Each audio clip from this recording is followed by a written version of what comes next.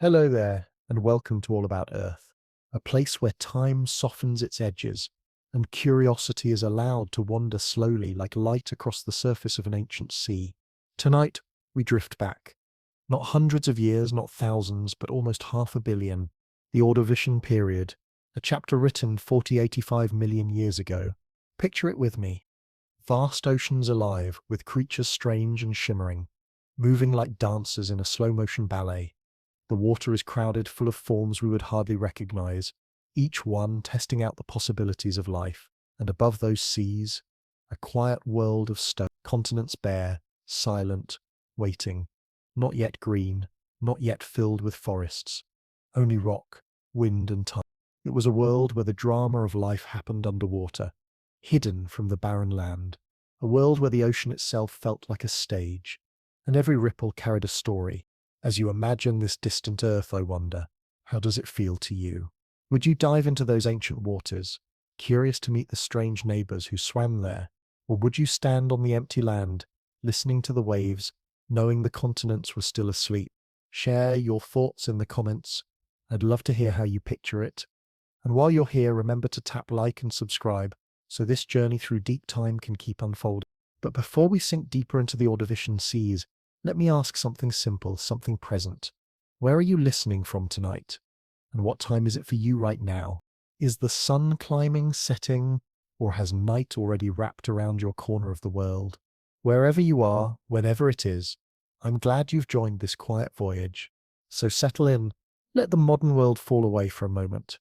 Together, let's step gently into the ancient rhythm, the slow, mysterious dance of the Ordovician. The Ordovician period unfolds like the second movement of a symphony, expanding every theme the Cambrian introduced, and orchestrating it into something louder, richer, and more intricate. If the Cambrian was the opening fanfare, the first astonished shout of life, discovering what bodies could be, then the Ordovician was the moment the orchestra truly found its balance and began to play with color. Across tens of millions of years, seas filled with a carnival of forms, living patterns proliferated, food webs thickened, strategies multiplied. The continents, meanwhile, remained quiet, a suspended canvas of stone waiting for pigments that had not yet been mixed. To learn the Ordovician is to learn the architecture of exuberance, the way abundance can assemble itself into systems, and the way those systems can cradle whole worlds of possibility. Begin by closing your eyes and letting the land vanish. No trees, no grass, no birds or buzzing insects. On shore, silence. In the water, everything else. The ocean is the realm of light and motion, a three-dimensional city pulsing from sun-drenched shallows down through dim, drifting streets into unlit neighborhoods where only the patient thrive. Every meter of that city tutors life in a different lesson. How to catch light, how to filter the invisible, how to sift the seafloor for calories hidden in dust, how to sprint, hide, cooperate and endure. The Cambrian had established the first cast of characters. The Ordovician invited them to explore every possible role. Diversity is too small a word for what happens next. It wasn't just more kinds of things, it was more kinds of relationships. Picture a quilt in which each new patch allows 5 more to be sewn around it. Picture a marketplace where the first merchants arrive, and quickly supply chains, preferences, and fashions coalesce, each novelty creating the need for 10 more. In ecological terms, the Ordovician takes the basic template of marine communities and multiplies it, not randomly, but with a sense of design that emerges from competition and opportunity. New ways to feed suggest new ways to flee, new defenses invite new forms of pursuit, slow grazers foster faster grazers, which foster wary watchers, which in turn foster ambushers who master the geometry of shadow. The sea becomes a library of strategies, every shelf stocked and frequently revised. Look up into the sky of this underwater world, and you find drifts of the very small living dust that swirls and settles and rises again with the currents. That dust, a shimmering, invisible rain of particles and plankton, feeds the quiet ones who stand still and filter. It also feeds the ones who patrol, noses and senses tuned to faint gradients of scent or vibration. In the Cambrian, these patterns existed. In the Ordovician, they ramify into tapestries. One habitat becomes 3, 3 become 9. The shallows crackle with light, where delicate structures, not yet coral in our modern sense, but no less ambitious as architecture, create neighborhoods, alleyways, and plazas. The midwaters fill with the choreography of swimmers and floaters, whose bodies have split and split again into variations on a theme: streamline or shield, dart or hover, broadcast food or civet from the passing dart. The genius of the Ordovician is ecological layering. Energy, once a thin film of opportunities along the seafloor, becomes a column of opportunities through depth. Sunlit offices on the top floors, cool archive rooms in the basement, a continuous elevator of currents moving cargo between them. Life learns to occupy the column, not just the floor. From this simple shift flows 1,000 consequences. If you can live in the open water, you can go where the food is. If you can anchor to a structure, you can make the current pass through you. If you can burrow, you can turn the seafloor into a pantry. If you can swim, the horizon becomes a choice, not a boundary. The Cambrian had been a tumult of invention: shells, eyes, teeth-like edges, stiffening rods within, stiffening plates without. The Ordovician does something subtler but just as momentous. It refines. Locomotion becomes smoother, timing more precise. Mouths that once simply clamped now sort, sift, or slice with greater economy. Senses that once only detected something now discriminate between many somethings. Plume versus plume, ripple versus ripple, the echo of the small versus the passage of the large. Even reproduction gets inventive. Instead of everyone relying on the same few tactics, entire clades experiment with broadcasting great clouds of potential to the water, with safeguarding fewer offspring more closely, with transport strategies that turn currents into couriers and larvae into explorers who stake claims far from their parents. The result is a planetary distribution so broad that the sea itself acts as a unifying thread across regions that to land we would someday name would have seemed impossibly far apart.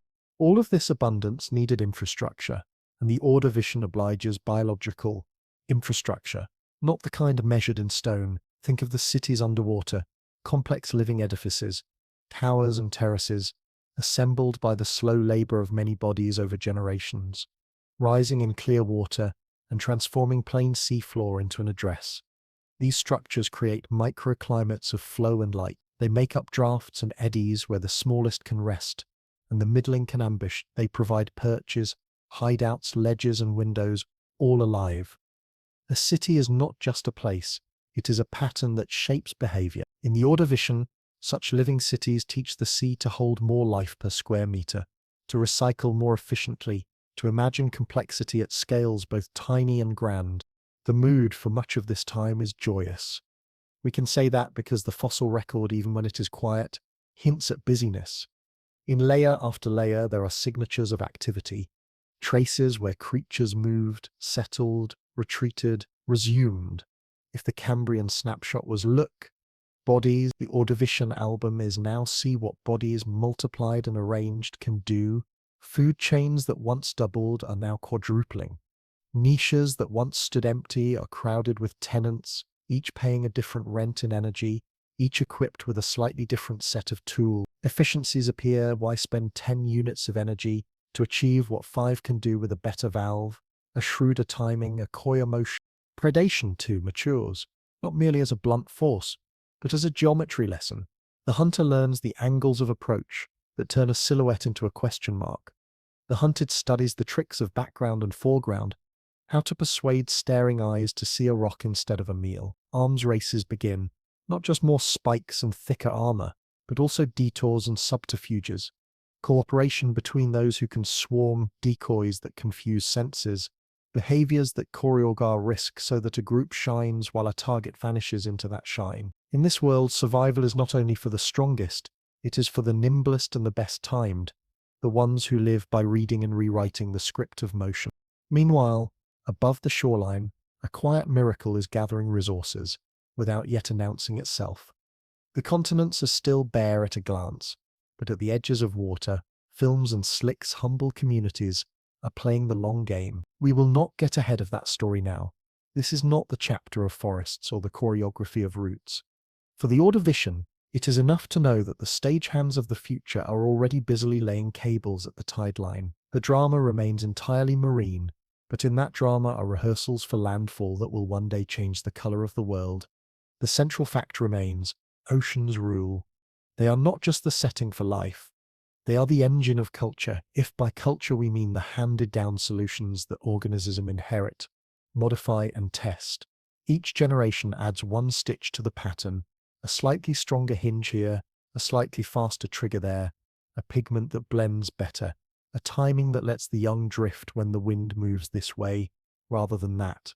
Over time, these stitches become cloth. The cloth covers the seafloor and billows in the current, and in that billowing, communities discover their resilience. One species may vanish from a patch, but the function it performed has many apprentices, and the practice continues. If we were to stand in a glass cylinder that reached from the surface into the deeper dark and watch an Ordovician day pass, we would see the sea breathe. Morning would paint the upper layers bright, and with the brightness the tiny would rise to greet the feast of photons. Those who feed on the tiny would follow, then those who feed on them in turn. Shadows would change length, currents would answer the sun with their own kind of tide. By noon the column would hum with throughput, by evening the tiny would sink again, like a snowfall in reverse, carrying the day's excess calories downward to be scavenged, stored and transformed. The night shift would begin, eyes adapted to low light, senses primed to vibration, quiet mouths precise and calm. The city never sleeps. It cycles, and those cycles become the metronome by which life keeps time. For students of evolution, the Ordovician is often celebrated as a radiation, a blooming into unprecedented variety. Let us talk about playfulness, because the Ordovician has it. Watch the juveniles of many lineages. So many of them begin life as roamers in the water column, exploring expanses their elders may never see, then settle into quieter, more anchored adulthood. That two-stage life is a trick of logistics. Use the current to distribute, then use the ground to specialize, and it opens worlds. It also means the sea is full of commuters, migrants and pilgrims, each carrying a slightly different map in its chemistry and bones, each writing tiny footnotes into the memoir of the ocean's year. All this flourishing does not mean peace. If anything, peace is rare and precious precisely because the neighborhood is so lively. Yet peace is not the point. Persistence is. The Ordovician teaches that ecosystems do not endure by stopping change, but by weaving change into their design. There are booms and corrections. A successful filtering strategy becomes so successful that it cleans its own pantry. The boom stalls, the correction comes, and space opens for something new to try. In human economies, we would call this self-regulating. In the sea, it is simply the way networks behave when feedback is constant and consequences swift. The continent's emptiness invites a joke that Ordovician residents never heard. Don't expect dinosaurs, they're still 200 million years away. The quip is playful but also instructive. Our imaginations, trained by museums and movies, often leap to giant beasts on land when we think deep time. In the Ordovician, the heroic scale belongs to communities, not to solitary terrestrial titans. The ocean is the dragon, and the city both, the labyrinth and the thread. And the most dramatic evolutions are not the single spectacular forms, but the way hundreds of ordinary forms cooperate without ever signing a treaty to stabilize the neighborhood. A good overview should tempt the mind with questions. What made this period such fertile ground for elaboration? Part of the answer is simple compounding. Once life discovers 10 ways to live, it tends to discover 100. Because each way becomes a platform for finding new ways. Part of the answer is opportunity. The sea then, vast and variegated, offered countless microclimates for specialists, from pounding shallows to still lagoons, to slopes where fine particles drifted like perpetual dusk. Part of the answer is time itself. Tens of millions of years without a global reset gave continuity room to work. And part of the answer is plain exuberance. Once feedback loops between predator and prey, builder and tenant, farmer and harvest are established, they entrain innovation, like a river entrains leaves. The Ordovician is a river full of leaves. Reproduction, we said, diversifies, and with it the idea of generation itself. Where a Cambrian population might have pulsed, an Ordovician population might ripple, smaller crests, more frequent, more tuned to the metronome of day length and tide. There are life histories that bet on short lives and vast numbers, and others that wager on sturdier bodies and fewer chances. No one strategy wins forever, but many win often enough to stick around. And in sticking, they gift their ecosystems a kind of portfolio effect. When one falters, another holds, and the returns continue. If we are looking for heroes, we might point to the builders of living structures, to the innovators of open water speed, to the quiet masters of filtration who turn invisibility into calories, and by doing so, sustain the entire column. But the Ordovician prefers choruses to soloists. It is the whole that amazes, the way 100 small efficiencies add up to worlds that could for long spans shrug off local trouble and keep singing. And then, close to the end of this chapter, the music changes. The shift is not a single drum beat.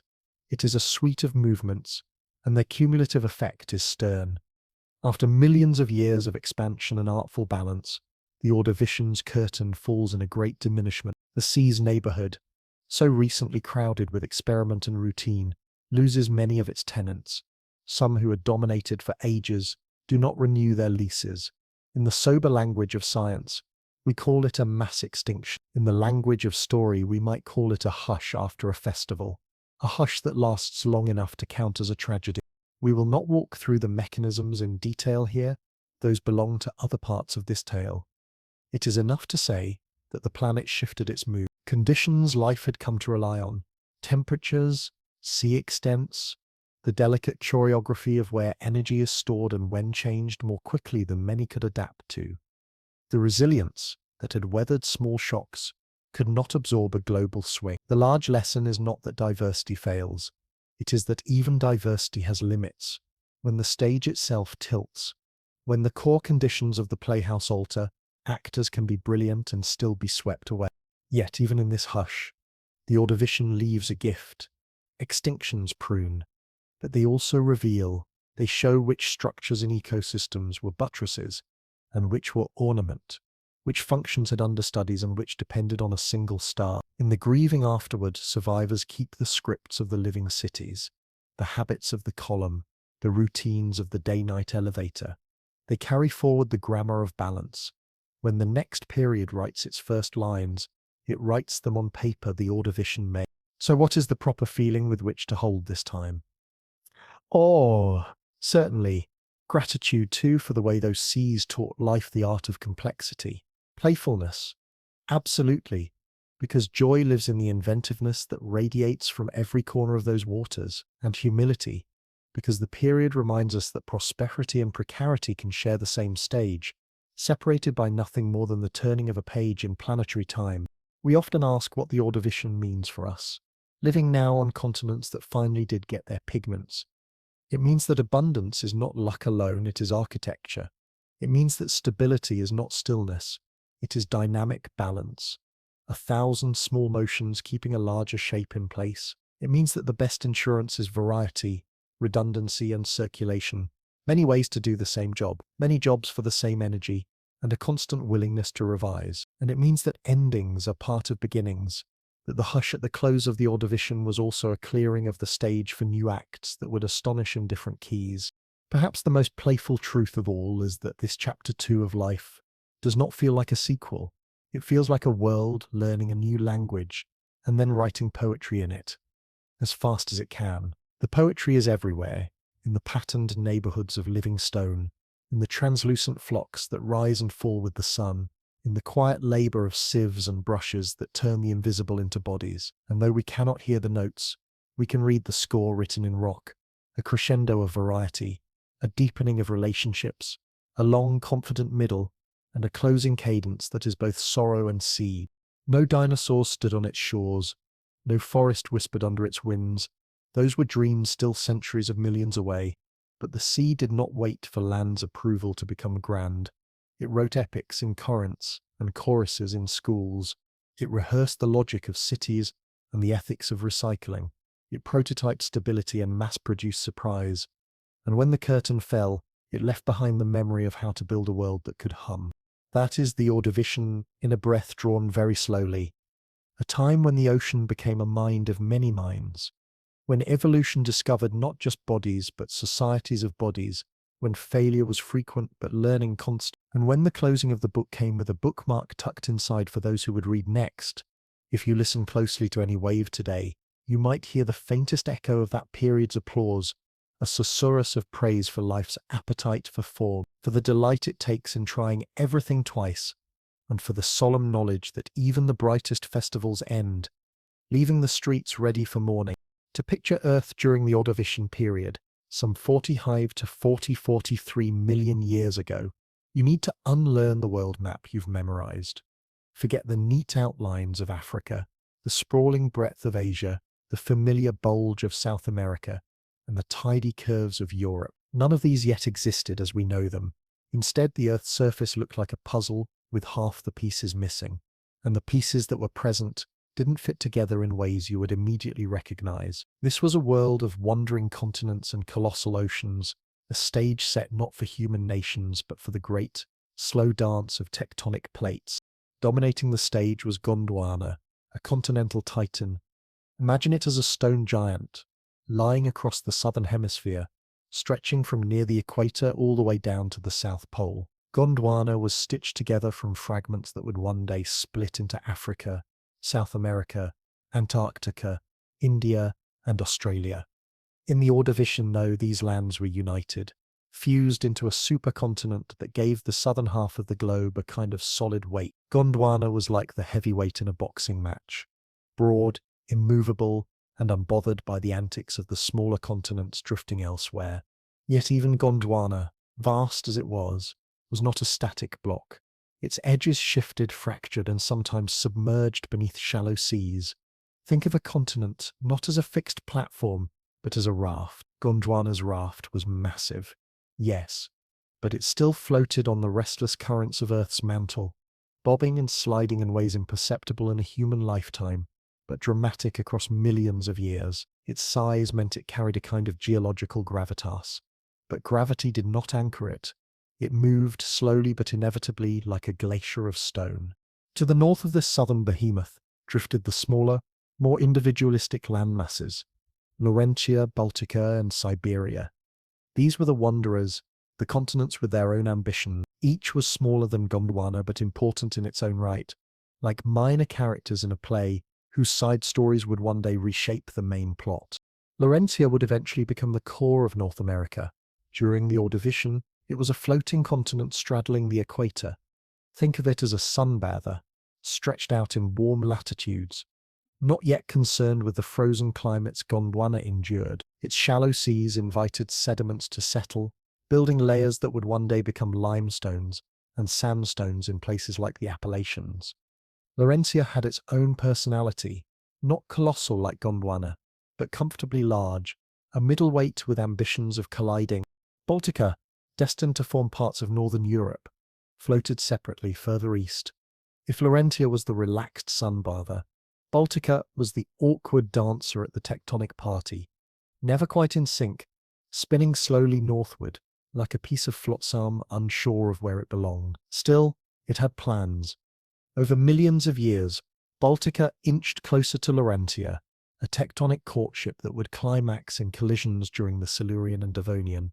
But in the Ordovician, the two remained apart, continents glancing across the ocean floor like ships passing in slow motion. Siberia, meanwhile, drifted even more independently. Smaller than Laurentia and Baltica, it was like the quiet cousin at the family reunion off in its own corner, not yet mingling. Its geological fate would also involve future collisions, but for now, it lingered, adrift, a stone island awaiting its invitation to the greater continental dance. And then there were the oceans, the true expanses that made the continents seem like scattered islands. Covering most of Earth's surface were two giants, the Panthalassic Ocean and the Iapetus Ocean. The Panthalassic Ocean was the heavyweight of waters, stretching across almost the entire northern hemisphere. Imagine it as the planetary equivalent of outer space, vast, unbroken, nearly unimaginable in scale. If Gondwana was a giant stone raft in the south, then Panthalassa was the endless blue counterweight in the north. To stand on Laurentia's shore and look outward, would have been to face not another continent, but an ocean so broad it seemed eternal. The Iapetus Ocean, smaller but still immense, was the sea that mattered most for the wandering continents.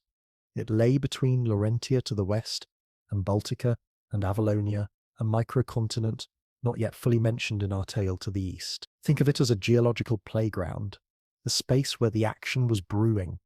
Across tens of millions of years, the Iapetus would shrink, a slow-motion closing of distance that foretold collisions yet to come. But in the Ordovician it was open and thriving, an expanse of water separating lands that would someday embrace in mountain-building unions.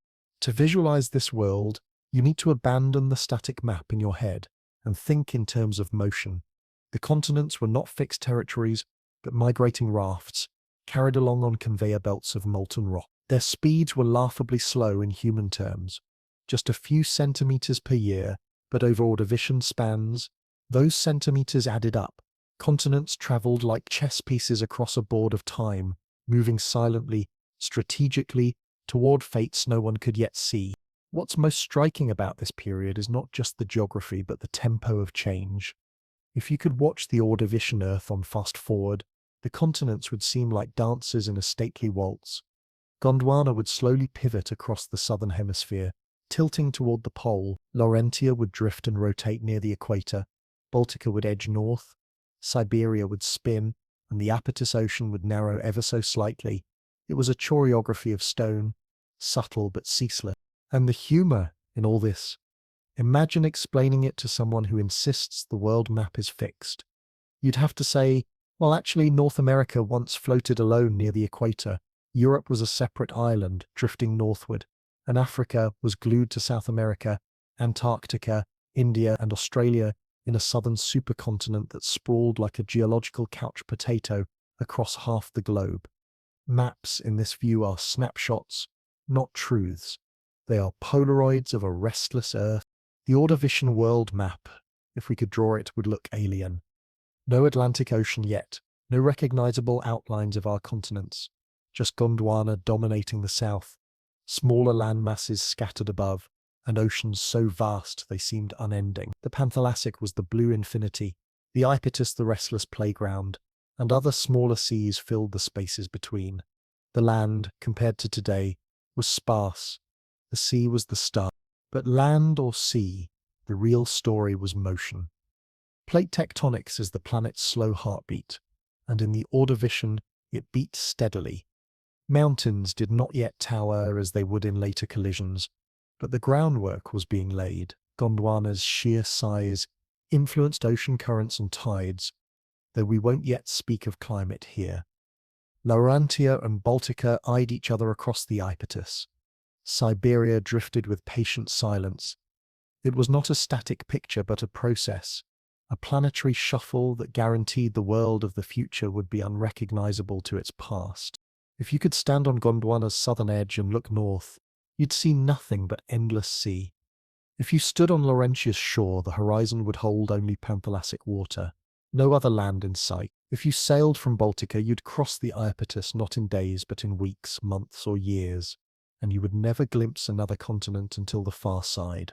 These were not the tight continents of today, separated by modest seas. This was a world spread thin, with oceans as the dominant fact of existence. The continents of the Ordovician were not shy, though. They were setting the stage for dramas to come. Baltica's slow drift toward Laurentia was no idle wandering. It was the prelude to the Caledonian orogeny, the mountain-building event that would eventually shape Scandinavia and the British Isles. Gondwana's movement toward the pole hinted at glacial epochs to come, though those belonged to another chapter. Even Siberia's patient drifting was a step toward future collisions that would eventually give rise to Asia's heartlands. So what we see in the Ordovician is not the conclusion of a story, but its setup. Gondwana's vast southern presence, Laurentia's equatorial drifting, Baltica's northward shuffle, Siberia's quiet independence, and the yawning oceans between them. All of it was a geological overture, a slow-motion preface to the more dramatic collisions and upheavals of later periods. And the lesson? The Earth's surface is never finished. Continents look permanent on human timescales, but they are only temporary configurations in the dance of plate tectonics. Gondwana, mighty Gondwana, would eventually shatter into fragments. Laurentia would crash into Baltica, the Achiepatus would close. The Panthalassac would make way for the Pacific. Every map is just a single frame in a film that never stops. The Ordovician reminds us of that motion. It shows us Gondwana sprawled across the south like a stone blanket, smaller continents drifting like rafts above, and oceans so wide they mocked the idea of limit. It shows us a planet in slow dance, continents gliding across molten currents, oceans opening and closing like breaths. It shows us the comedy of permanence, that what seems eternal is only ever temporary, even in stone. To stand on the Ordovician Earth, then, is to stand on something moving, to live in a geography not fixed but fluid. It is to belong to a planet that never stops rearranging its face. Gondwana, Laurentia, Baltica, Siberia, Panthalassa, Iapetus. Characters in a story not yet finished. Dancers in a choreography that takes hundreds of millions of years to play out. The music is plate tectonics, the dance is continental drift, and the Ordovician was one of its most graceful, patient acts. If you were to step outside on the Earth of the early Ordovician, you would need to forget every modern idea of weather you've ever held in your head. Forget seasonal forecasts. Forget the gentle rise and fall of today's average global temperatures. Forget the comforting predictability of oxygen-rich air. The Ordovician was a climate experiment, one written in two acts. The first act was heat, thick, humid, greenhouse warmth, with a planet wrapped in a blanket of carbon dioxide. The second act was chill, an abrupt plunge into glacial ice, a planetary freezer door swinging open without warning. Together, these acts tell one of the most dramatic climate stories in Earth's history, how a world can flip from sauna to freezer in the span of a single geological period. At the dawn of the Ordovician, global temperatures were high, much higher than what we know today. Estimates suggest average surface conditions of 25 to 35 degrees Celsius, a climate not far from a greenhouse, warm enough to make even today's hottest tropics seem modest. Imagine stepping onto a shoreline and feeling the air thick, heavy, almost syrupy in its heat. This wasn't just warmth, it was a heat that wrapped itself around you like a damp quilt. The sort of climate where sweat would evaporate only reluctantly. Life in such conditions did not complain, it thrived. But humans, had we existed then, would have found breathing the air a little like climbing a mountain, while wearing a wet blanket. And why was the air so challenging? Because the Ordovician atmosphere was different. Carbon dioxide was abundant, so abundant that it acted as a planetary greenhouse on overdrive. The levels were many times higher than today's, a sky not of clear transparency, but of invisible density, trapping heat, recycling sunlight into longer and longer embraces of warmth. The oxygen, too, was not the familiar 21% we take for granted. Instead, it lingered somewhere between 15 and 18%. That may not sound like much of a difference, but imagine the thinness of air at altitude, the faint dizziness of trying to draw a deep breath, where each inhale feels like half of what it should be. That was the Ordovician norm. Animals then didn't know any different. They had evolved to thrive in that thinner oxygen. But to us, time travelers stumbling into that world, each breath would feel like a negotiation with suffocation. So, the Ordovician began as a furnace. Yet even in this heat, climate had its regional personality. Near the coasts, the air was wet, rains fell in generous sheets, and storms built and collapsed with theatrical regularity. The seas gifted their moisture back to the skies, and the skies, never shy, let it tumble down again. If you lived, or rather if you existed as some ancient organism near one of these shorelines, you would know abundance of water. But move inland, away from the forgiving hand of the ocean, and you entered desert.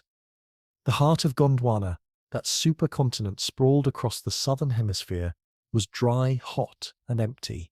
No forests softened its surface, no rivers carved gentle valley. It was a land of stone and sand, an oven where rain rarely dared wander. Rain belonged to the coast, deserts belonged to the continent's interior. The Ordovician Earth was a planet of climatic extremes, lush shorelines fringed with storms, and central interiors abandoned to thirst. The greenhouse phase dominated most of the Ordovician's length.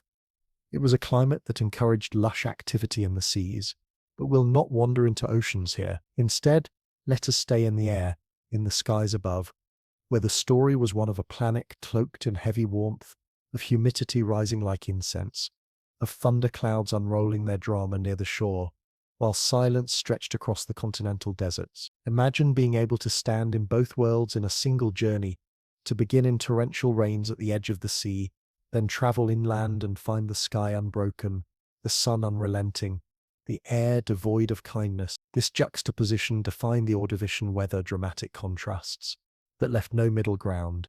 But the Ordovician would not stay in its heat. Near its end, a change began. Silent at first, then unmistakable. Temperatures once stubbornly high began to fall. It was not a gentle fall, not the subtle shifts we associate with natural variability today. It was sharp, dramatic, and global. Gondwana, heavy and southern, had drifted over the pole, and its position invited the growth of ice. Where there had been warmth, now there was chill. Where the air had once been dense with carbon dioxide, chemical processes and weathering began to draw it down. The great greenhouse weakened, the planet cooled. And then came the ice. The Ordovician glaciation was one of the planet's first great flirtations with global cold. It was not just a few patches of snow, it was a genuine ice age, with glaciers spreading across the southern supercontinent like spilled white paint. The freezer door had swung open, and Earth plunged into its chill. Where once average global temperatures had sat comfortably in the upper 20s, they now fell sharply. The air became crisp, thin, not just with oxygen but with cold. The seas, though we will not dive into them here, responded in kind. Rain patterns shifted. Storms collapsed in some regions and intensified in others. The climate machine of the Ordovician had lurched into reverse. For life accustomed to warmth, the change was catastrophic. But as a climate phenomenon, it was breathtaking. Imagine the contrast. To be alive at the start of the period was to live in a greenhouse, sweating under thick air, watching storms gather and fall in endless cycles. To be alive at the end was to face frost, to feel glaciers carving across Gondwana, to breathe air so cool and thin it burned. The Ordovician was a period that showed how profoundly Earth could shift, how a planet that seemed locked into one mode could tumble into another. The rainfall patterns, too, told this story. Near coasts, storms still gathered, though they carried a chill edge. Inland deserts persisted, but now they were deserts under cooler skies, places where the sun still baked but less ferocious. The division remained. Rain belonged to the sea's edge, dryness to the continental hearts, but the mood of the skies had changed. Where thunder once rolled through humid clouds, now snow sometimes whispered, subtle and strange in a world still learning how to wear ice. If the Ordovician climate had a personality, it would be dramatic, mercurial, and slightly theatrical. At first it strutted like a sauna turned up to its highest setting, daring life to adapt to its heat, to its carbon-heavy sky, to its stingy oxygen. Then, as if tiring of its own performance, it threw open the freezer, slamming the world into ice. It was as if the planet wanted to test its range, to prove it could do both extremes with equal flair. Hothouse, icehouse, the Ordovician managed both, and it managed them in sequence. And for all its drama, there is a touch of humour in imagining the weather reports of such a time. Near the coast, endless rain, storms as far as the eye can see. Bring a shell if you want to stay dry. Inland, scorching desert. Don't expect relief until, well, never, and then at the end. Today's forecast, sudden global ice age, glaciers advancing, please adjust accordingly. No radar, no satellites, just a planet lurching from furnace to freezer, from sweat to shiver. The story of the Ordovician climate is not just about numbers. 25 to 35 degrees at its peak, 15 to 18% oxygen, high CO2 levels falling into deficit, but about the character of a planet exploring extremes. It is a reminder that Earth's climate is not fixed, not gentle, not endlessly kind. It is a system that swings, sometimes softly, sometimes with astonishing violence.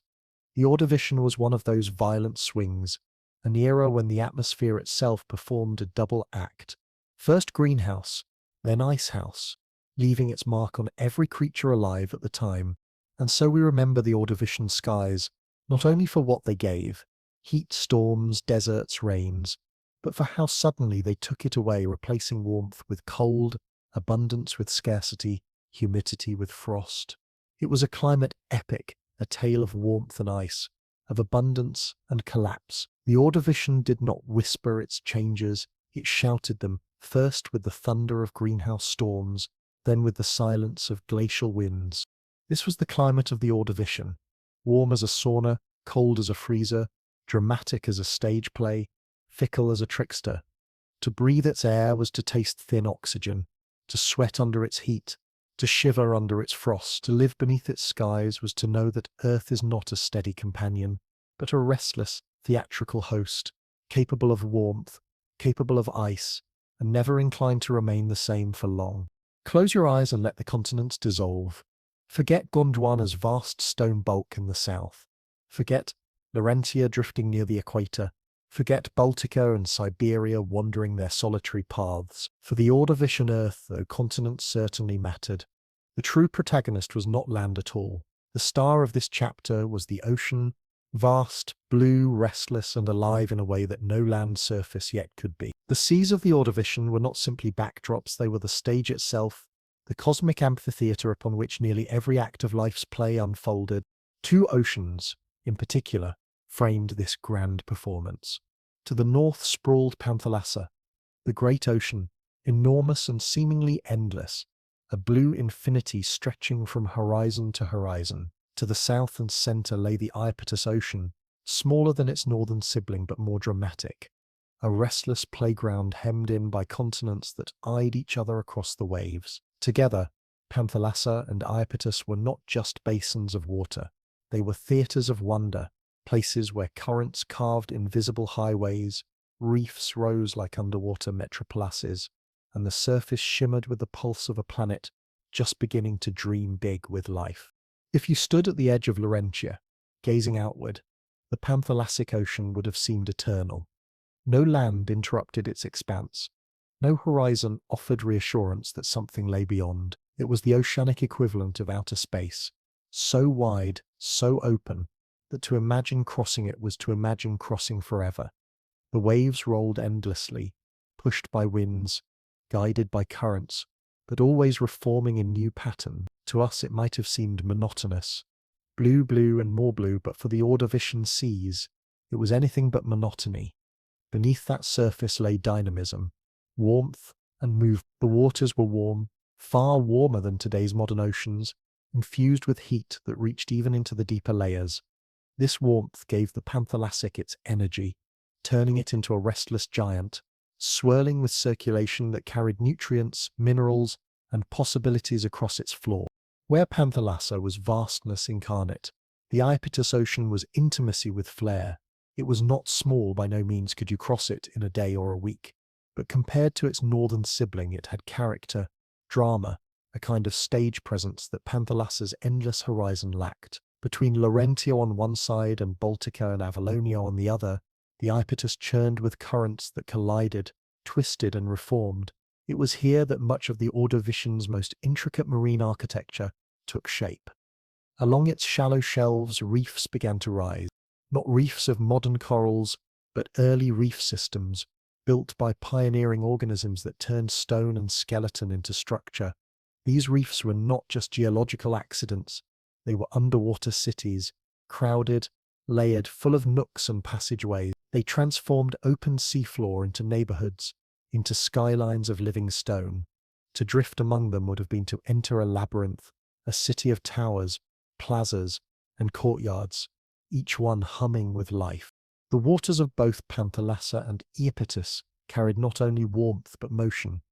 Currents in the Ordovician were no gentle breezes, they were invisible conveyor belts of astonishing strength, redistributing energy across thousands of kilometers. Imagine an endless system of highways, but without pavement, without signposts, without exits, just currents looping, intersecting, sometimes colliding like invisible rivers in the sea. A particle dropped near Laurentia could, given enough time, ride its way into the far corners of Iapetus. These currents were the heartbeat of the oceans, pumping warmth, nutrients and minerals into every corner, ensuring that the seas did not stagnate, but lived, moved and transformed constantly. Near the shorelines, the character of the water changed again. Here waves broke into foam, storms sent surges into shallow waters, and rain for rain belonged near the coasts, washed minerals from stone into sea.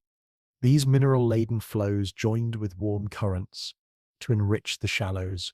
It was in these shallows, particularly around the Iapetus, that reefs found their foothold.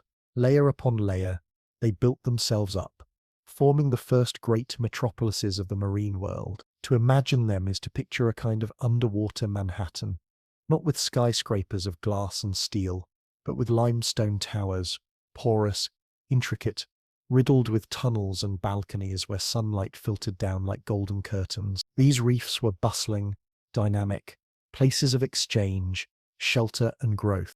And yet, despite their magnificence, the oceans were not gentle gardens.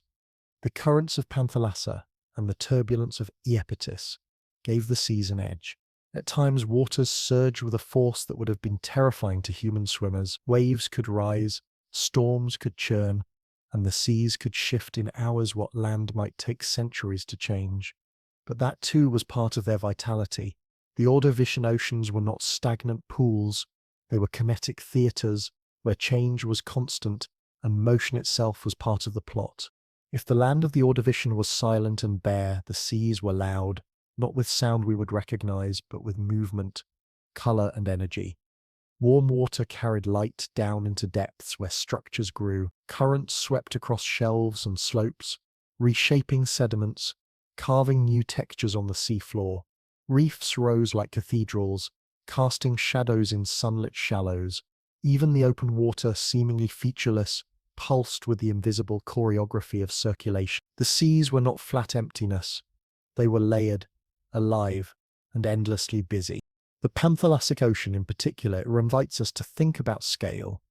Imagine the Pacific Ocean today, the largest of our modern seas, vast enough that entire weather systems form within it, without ever touching land.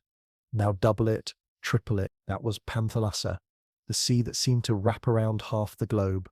Its scale made it mysterious, a place where the horizon promised only more horizon. For life, though, this immensity was an opportunity. Panthallassa was the blank page upon which countless ecological experiments could unfold, its circulation patterns connecting the farthest corners of Earth's marine world. The Iapetus, smaller but more intimate, was perhaps more dramatic. Its waters were hemmed in by drifting continents, which meant its currents were more chaotic, its shoreline more complex, its shallow seas more extensive. Here, reefs rose, shelves teemed, and circulation patterns turned the Iapetus into a restless gyre of activity.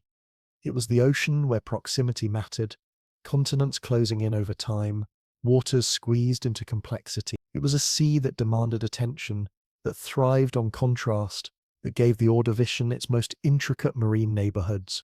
Taken together, the Ordovician oceans remind us that water is not passive. It sculpts, it carries, it transforms. The Panthallassa's vastness shaped global circulation. The Iapetus's intimacy sculpted local drama.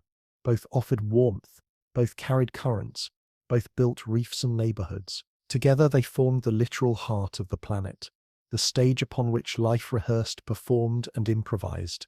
If there is humor to be found in this watery story, it is in the idea of an Ordovician travel guide. One could imagine it, Panthallassic Ocean, come for the endless horizons. Stay because you'll never find land again. Iapetus, smaller, cozier, bustling with reefs and lively circulation. Warning, strong currents, no lifeguards on duty. Swimming at your own risk. The absurdity of imagining a tourist in the Ordovician only makes the reality more delightful. These were oceans too immense, too dynamic, and too full of energy to ever be contained by human metaphors. And yet we try. We call them stages, theatres, playgrounds, cathedrals, highways. All of these metaphors are partly true, none of them complete. What they share, though, is the recognition that the Ordovician oceans were not emptiness. They were present. They were the dominant fact of the planet, the main arena in which Earth was alive. So, if we strip the period to its essence, the Ordovician was ocean, Panthallassa, vast and eternal, Iapetus, intimate and dramatic, Warm waters, circulating currents, reefs that rose like cities, waves that broke like applause. The land was bare, the sky was shifting, but the seas were vibrant, restless, central. They were not just the setting of the story, they were the story itself. This was the Ordovician Ocean, a cosmic stage where Earth first learned how to build cathedrals of stone in water, where currents became invisible highways, where horizons stretched so wide they mocked the imagination. It was a world of warm seas, living structures, strong circulation, and endless possibility.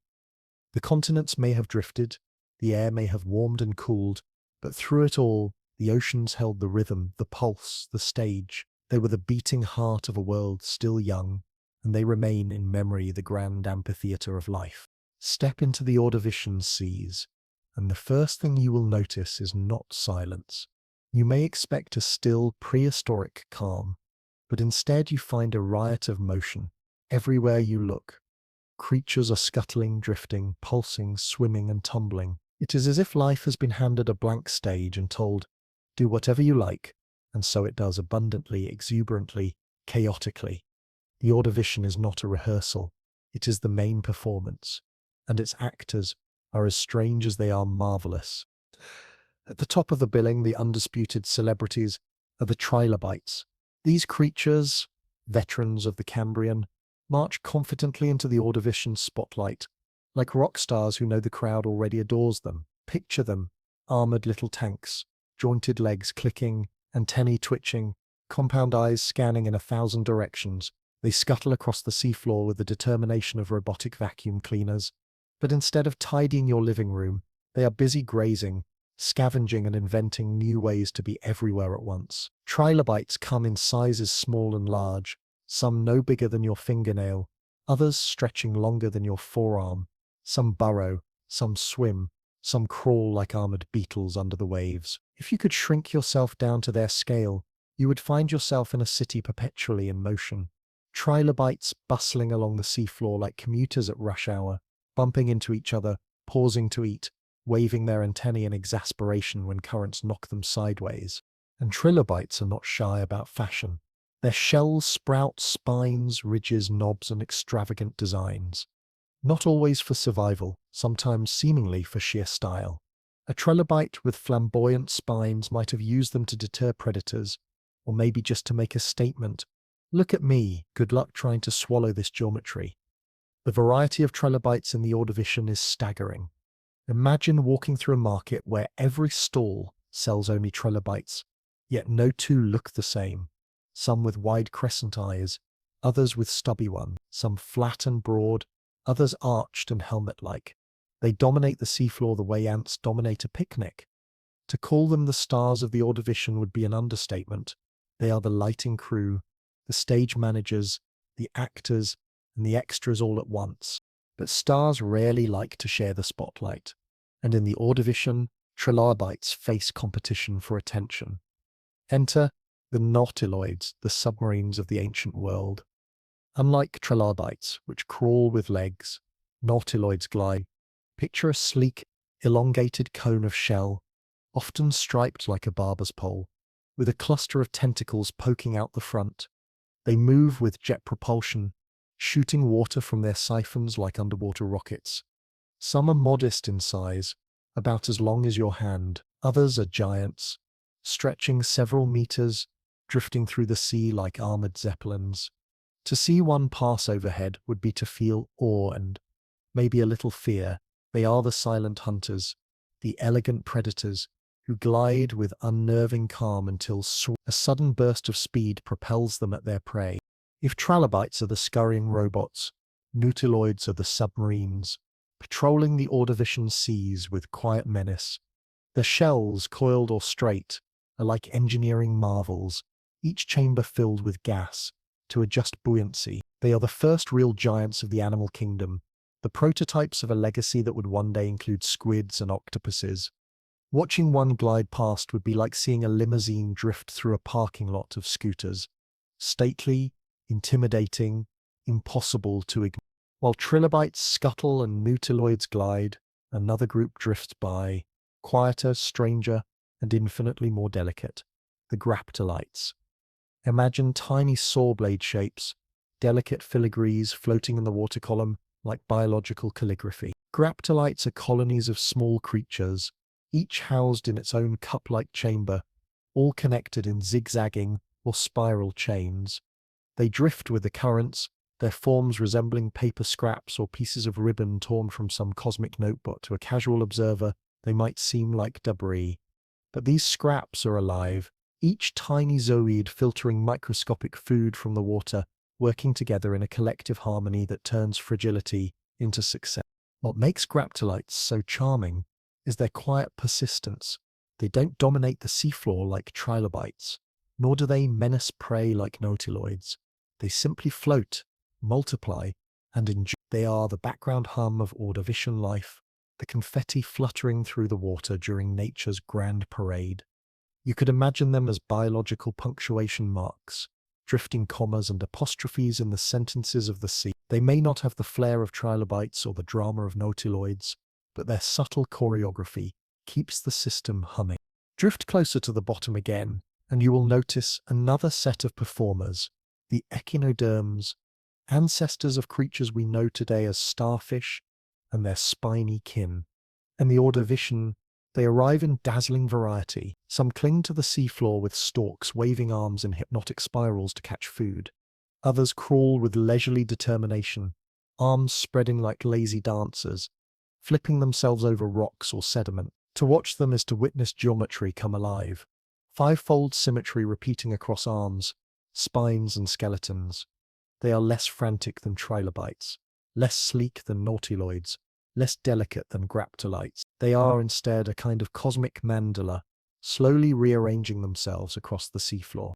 And then in the midst of all this scuttling, gliding, drifting and waving comes something new, something small, and yet something revolutionary. The earliest fish, the jawless pioneers like Astraspis.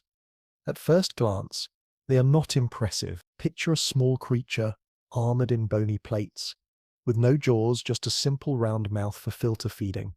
They are not graceful swimmers. They wriggle awkwardly, more like cautious tadpoles than the sleek predators their descendants will become. And yet, do not laugh. These little fish are the quiet revolutionaries of the Ordovician. In their armored simplicity lies the beginning of a dynasty that will one day lead to sharks, to salmon, to whales, to you and me. Astraspis may look like a stubby armored lozenge, but it carries the blueprint of vertebrate success. Imagine one wriggling past a trilobite. The trilobite pays it no mind, too busy with its own errands. The nautiloid ignores it, uninterested in prey so small. The graptolites drift on, unbothered, but the little jawless fish swims on, oblivious to its future importance, like a toddler in a room full of generals. Do not call it cute.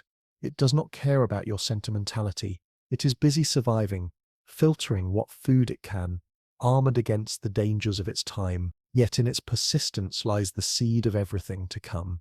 The Ordovician may not know it, but history will remember this humble swimmer as one of its most important acts. To wander among these creatures is to feel as if you have stumbled into a masquerade.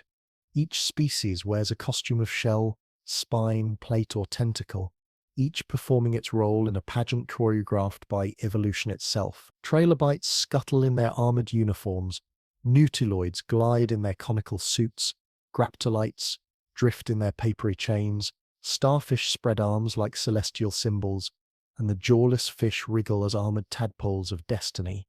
The diversity is not chaotic, it is exuberant. Each creature is an improviser, but together they form a symphony. And though we tell this story with wonder, there is room for humor too. Picture a trilobite muttering like an annoyed commuter. "Excuse me, tentacle face, you cut me off."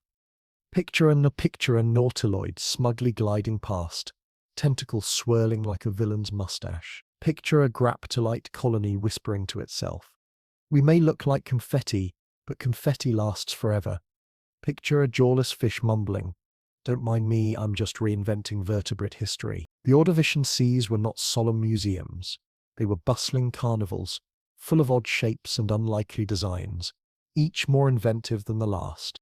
This was the cast of the Ordovician, trilobites, still ruling like crustacean emperors, nautiloids, sleek and dangerous submarines, graptolites, drifting punctuation marks of life, echinoderms, starry mandalas on the seafloor, and the first jawless fish, humble but historic. Together they filled the seas with movement, color, and drama. They were not waiting for the future. They were the future, alive in their moment, improvising life in ways that would echo across hundreds of millions of years. The Ordovician was not just about rocks, not just about oceans, not just about climate. It was about life, restless and inventive, filling every corner of possibility. Trilobites crawling, nautiloids gliding, graptolites drifting, starfish spreading, fish wriggling, all part of a performance so rich, so exuberant, that even now, nearly 500 million years later, we marvel at its creativity. This was not a rehearsal. This was not a warm-up act. This was life on Earth finding its rhythm, its imagination, its power. And if you ever find yourself wishing to see the Ordovician firsthand, remember, no oxygen tanks, no lifeboats, no safe shallow pools, just you, in a world of armored bugs, submarine squids, drifting ribbons, geometric stars, and awkward armored fish. You would not last long, but what a show it would be. This was the Ordovician's cast of creatures. A spectacle of trilobites, nautiloids, graptolites, echinoderms, and jawless fish.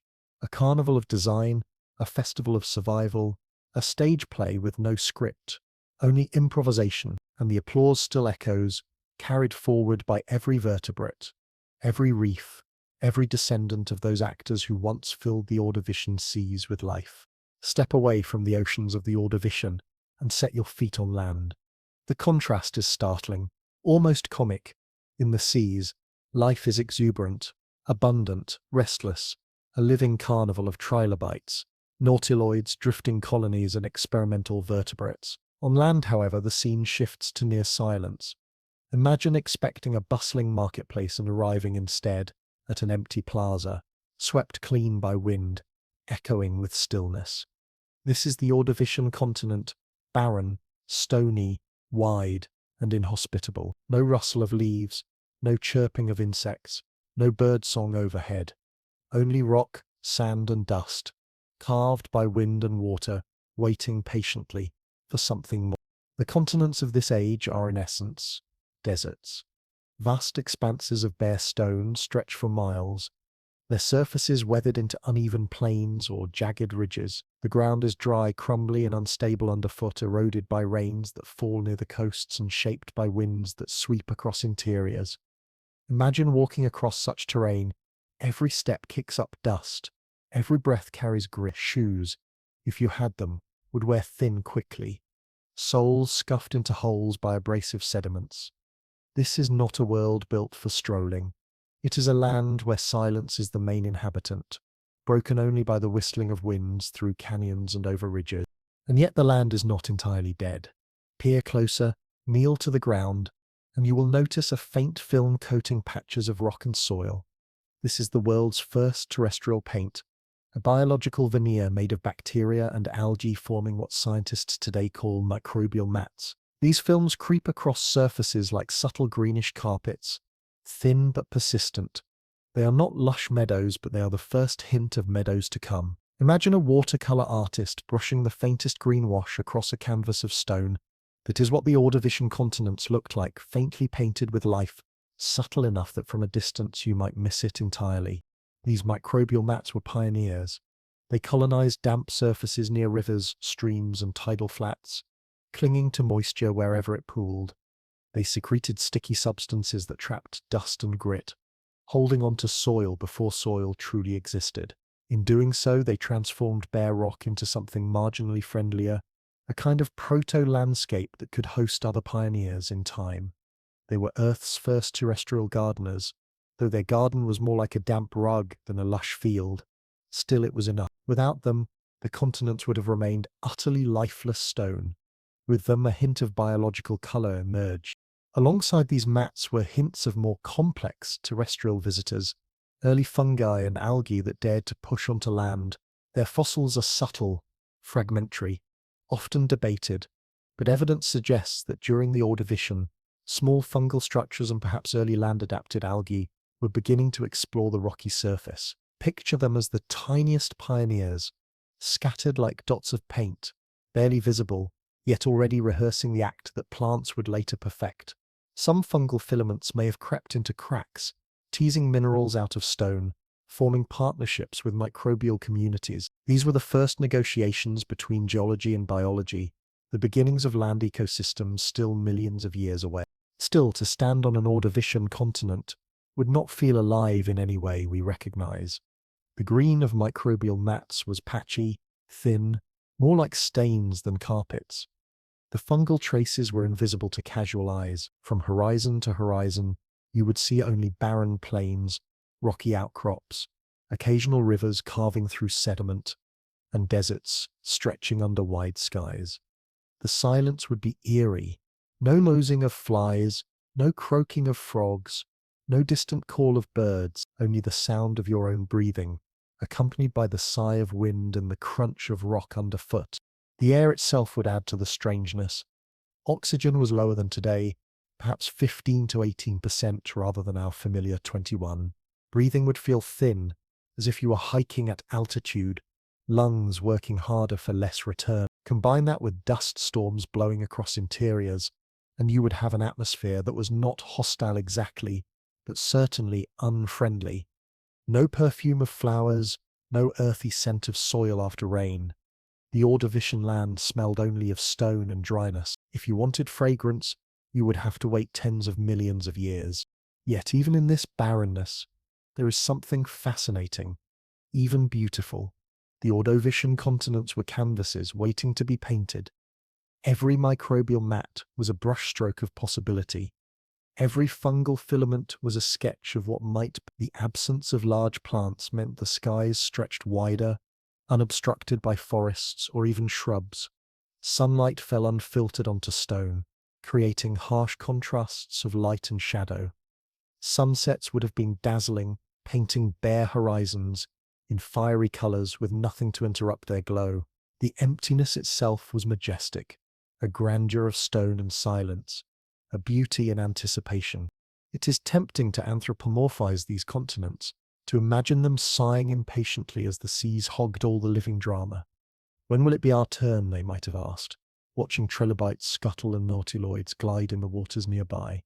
For now their role was modest. They were supporting actors, providing erosion and sediments, shaping coastlines, offering a platform for microbial pioneers. Their great moment, the greening of the continents, lay far in the future. In the Silurian and Devonian, in the Ordovician, they waited, gathering dust, wearing thin veils of microbial green. The humor of this scene lies in its awkwardness. Imagine inviting someone to visit Earth in the Ordovician and proudly showing them the continents.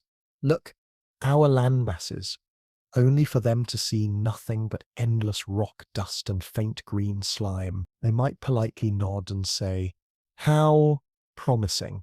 The continents were like a teenager's bedroom wall, bare, undecorated, with only the faintest posters taped up.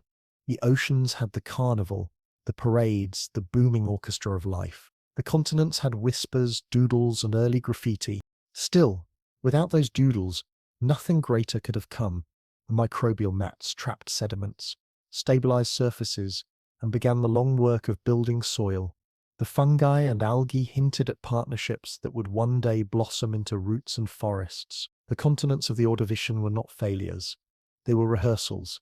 They were the stage before the props were built, the canvas before the paint had dried, the silence before the symphony begins. So what would it feel like to walk across Gondwana's interior, or Laurentia's edges, or Baltica's drifting mass?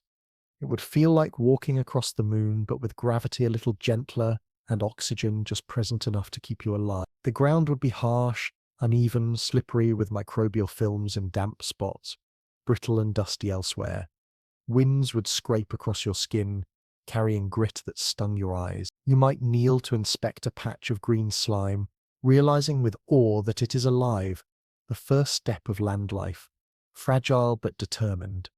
You would rise again and look to the horizon, realizing there is nothing else to see, only barren land stretching until it meets the sky.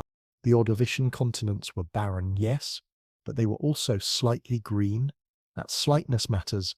It is the story of beginnings, of hesitant steps, of experiments carried out in secret. On stone surfaces, they lacked grandeur, but they possessed promise. Every microbial film was a prophecy of meadows. Every fungal filament was a whisper of forests. The land in this time was awkward, empty, unwelcoming, but it was also on the cusp of something extraordinary. And perhaps that is the best way to remember them, not as failures to support life, but as canvases preparing for greatness. In their silence, they nurtured the smallest beginnings. In their barrenness, they invited the first colonizers. In their dust and stone, they wrote the prologue to the greening of Earth. The Ordovician continents were empty stages waiting for their actors. They were rocky deserts faintly painted in microbial green, awkward but earnest, barren but promising. They were not yet the lands we know, but they were becoming. This was the Ordovician continent, still barren but slightly green. To imagine the Ordovician Ocean is not to imagine a calm aquarium, but something far more dramatic, a vast, open arena, where every ripple carried consequence, where every movement of a fin, leg, or tentacle shifted the balance of survival. It was a stage not of simplicity, but of layered complexity, a living web that knitted together predators, grazers, scavengers, filter feeders, and reef builders into a tapestry so interwoven that to pull on any single thread would ripple through the entire system. At its heart, the Ordovician marine ecosystem was a network of interactions. Picture it less as a food chain, a straight line of who eats whom, and more as a food web, a sprawling net in which energy moved in many directions at once. There were hunters who stalked, scavengers who cleaned, competitors who wrestled over territory, and quiet engineers who built the structures in which others thrived. Each organism was both actor and audience, predator and prey, consumer and consumed. And though they had no sense of playing roles, to us they appear like characters in a drama, improvising endlessly, never leaving the stage. Hover above the seafloor, and you would see the most visible of these dramas. The chase, nautiloids, sleek and calculating, glided through the waters like ancient torpedoes. Their bodies were hidden inside hard conical shells, their many tentacles trailing ahead like feelers of doom. They were not frantic hunters. Instead, they stalked with patience, adjusting buoyancy in their chambered shells to rise or sink, waiting for the moment to strike. When prey came within reach, whether a careless crawler on the seafloor or a drifter in the water column, they unleashed a sudden burst of jet propulsion, a squirt of water from their siphon, transforming stillness into speed. In these moments, the Ordovician Ocean became a stage for sudden violence, the hunter lunging with terrifying precision. Yet the prey were not helpless. Trilobites, abundant and armored, scuttled with purpose across the seabed. They grazed, scavenged, and sometimes even swam short bursts to evade capture. Some hugged the substrate tightly, blending into the sediment. Others relied on spines and ridges, daring a predator to try and swallow such awkward architecture. Competition among trilobites themselves was just as intense. They jostled for food, crowded into promising feeding grounds, and occasionally left behind scars that suggest not just predator-prey battles, but trilobite-on-trilobite skirmishes. The seafloor was not a polite buffet, it was a crowded food court, and trilobites were not shy about elbowing each other aside. Amid these clashes, the ecosystem relied on quieter workers. The filter feeders, star-shaped echinoderms raised their arms in the currents, catching food particles like nets held open to the wind. Sponges, rooted and still, pumped water steadily, drawing food through their porous bodies, returning it cleaner than before. These organisms were the recyclers and purifiers of the Ordovician seas. They transformed invisible particles into sustenance, maintaining the balance of the ecosystem by preventing the waters from becoming choked with debris. Without them, the stage would have been cluttered and unstable. With them, the water remained vibrant, flowing and rich. One could say they were the janitors of the Ordovician, working quietly behind the scenes, ensuring the performance could go on. And then there were the reefs. We will not yet dwell on their intricate architecture, that is for another chapter, but it is impossible to ignore their ecological role. Reefs were the bustling intersections of the Ordovician seas. They offered shelter, surfaces, and shadow. They broke currents into eddies, where food collected, They test real estate in a world where space was otherwise a flat expanse of sediment. Around reefs, life multiplied. They were the cities of the sea, centers of trade, conflict, and innovation. Every player in the ecosystem, from the hunters to the grazers to the filter feeders, interacted with reefs in some way. They were not background scenery.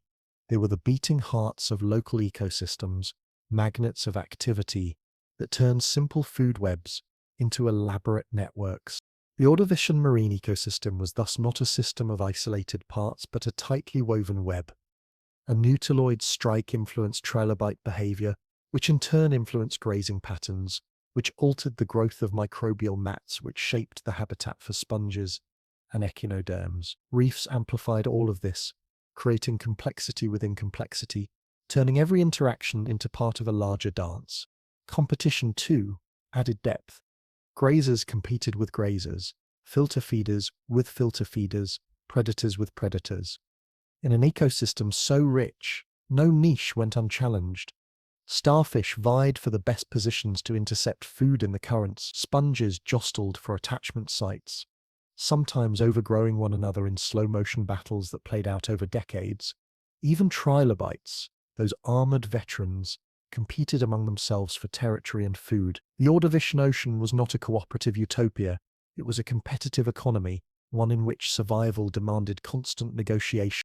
And yet, for all its tension, the system balanced itself. Every role was essential. The predators prevented grazers from overrunning resources. The grazers kept microbial mats and algae in check. The filter feeders cleaned the waters, maintaining clarity for photosynthetic organisms. The reefs created homes and habitats for all. Remove one piece, and the balance shifted. Remove too many, and collapse loomed. The Ordovician marine ecosystem thrived not because it was peaceful, but because its conflicts created equilibrium. It was a paradox of harmony through struggle, a balance maintained by countless tiny acts of competition and predation. From a modern perspective, it is easy to romanticize this system as a primordial Eden, but the truth is more fascinating. It was a working laboratory, a messy and magnificent network of experiments. Every nautiloid chase, every trilobite graze, every sponge filtering current was an improvisation, an experiment in survival. Evolution was not a grand designer, but a restless tinkerer, and the Ordovician seas were its workshop. The result was not perfection, but resilience, a web strong enough to endure, flexible enough to adapt, dynamic enough to survive until the great climatic shifts at the end of the period. It is also tempting to find humor in this system. Imagine trilobites squabbling like commuters over a limited patch of seafloor algae. Picture a nautiloid gliding smugly past, like a shark in a business suit. Picture a sponge, immobile and silent, muttering to itself, "Don't mind me, I'm just cleaning up after all of you." Picture reefs as bustling neighborhoods where the noise never stops, even if the inhabitants lack voices. The Ordovician seas were not silent laboratories. They were noisy marketplaces of interaction, full of drama, conflict, and comedy.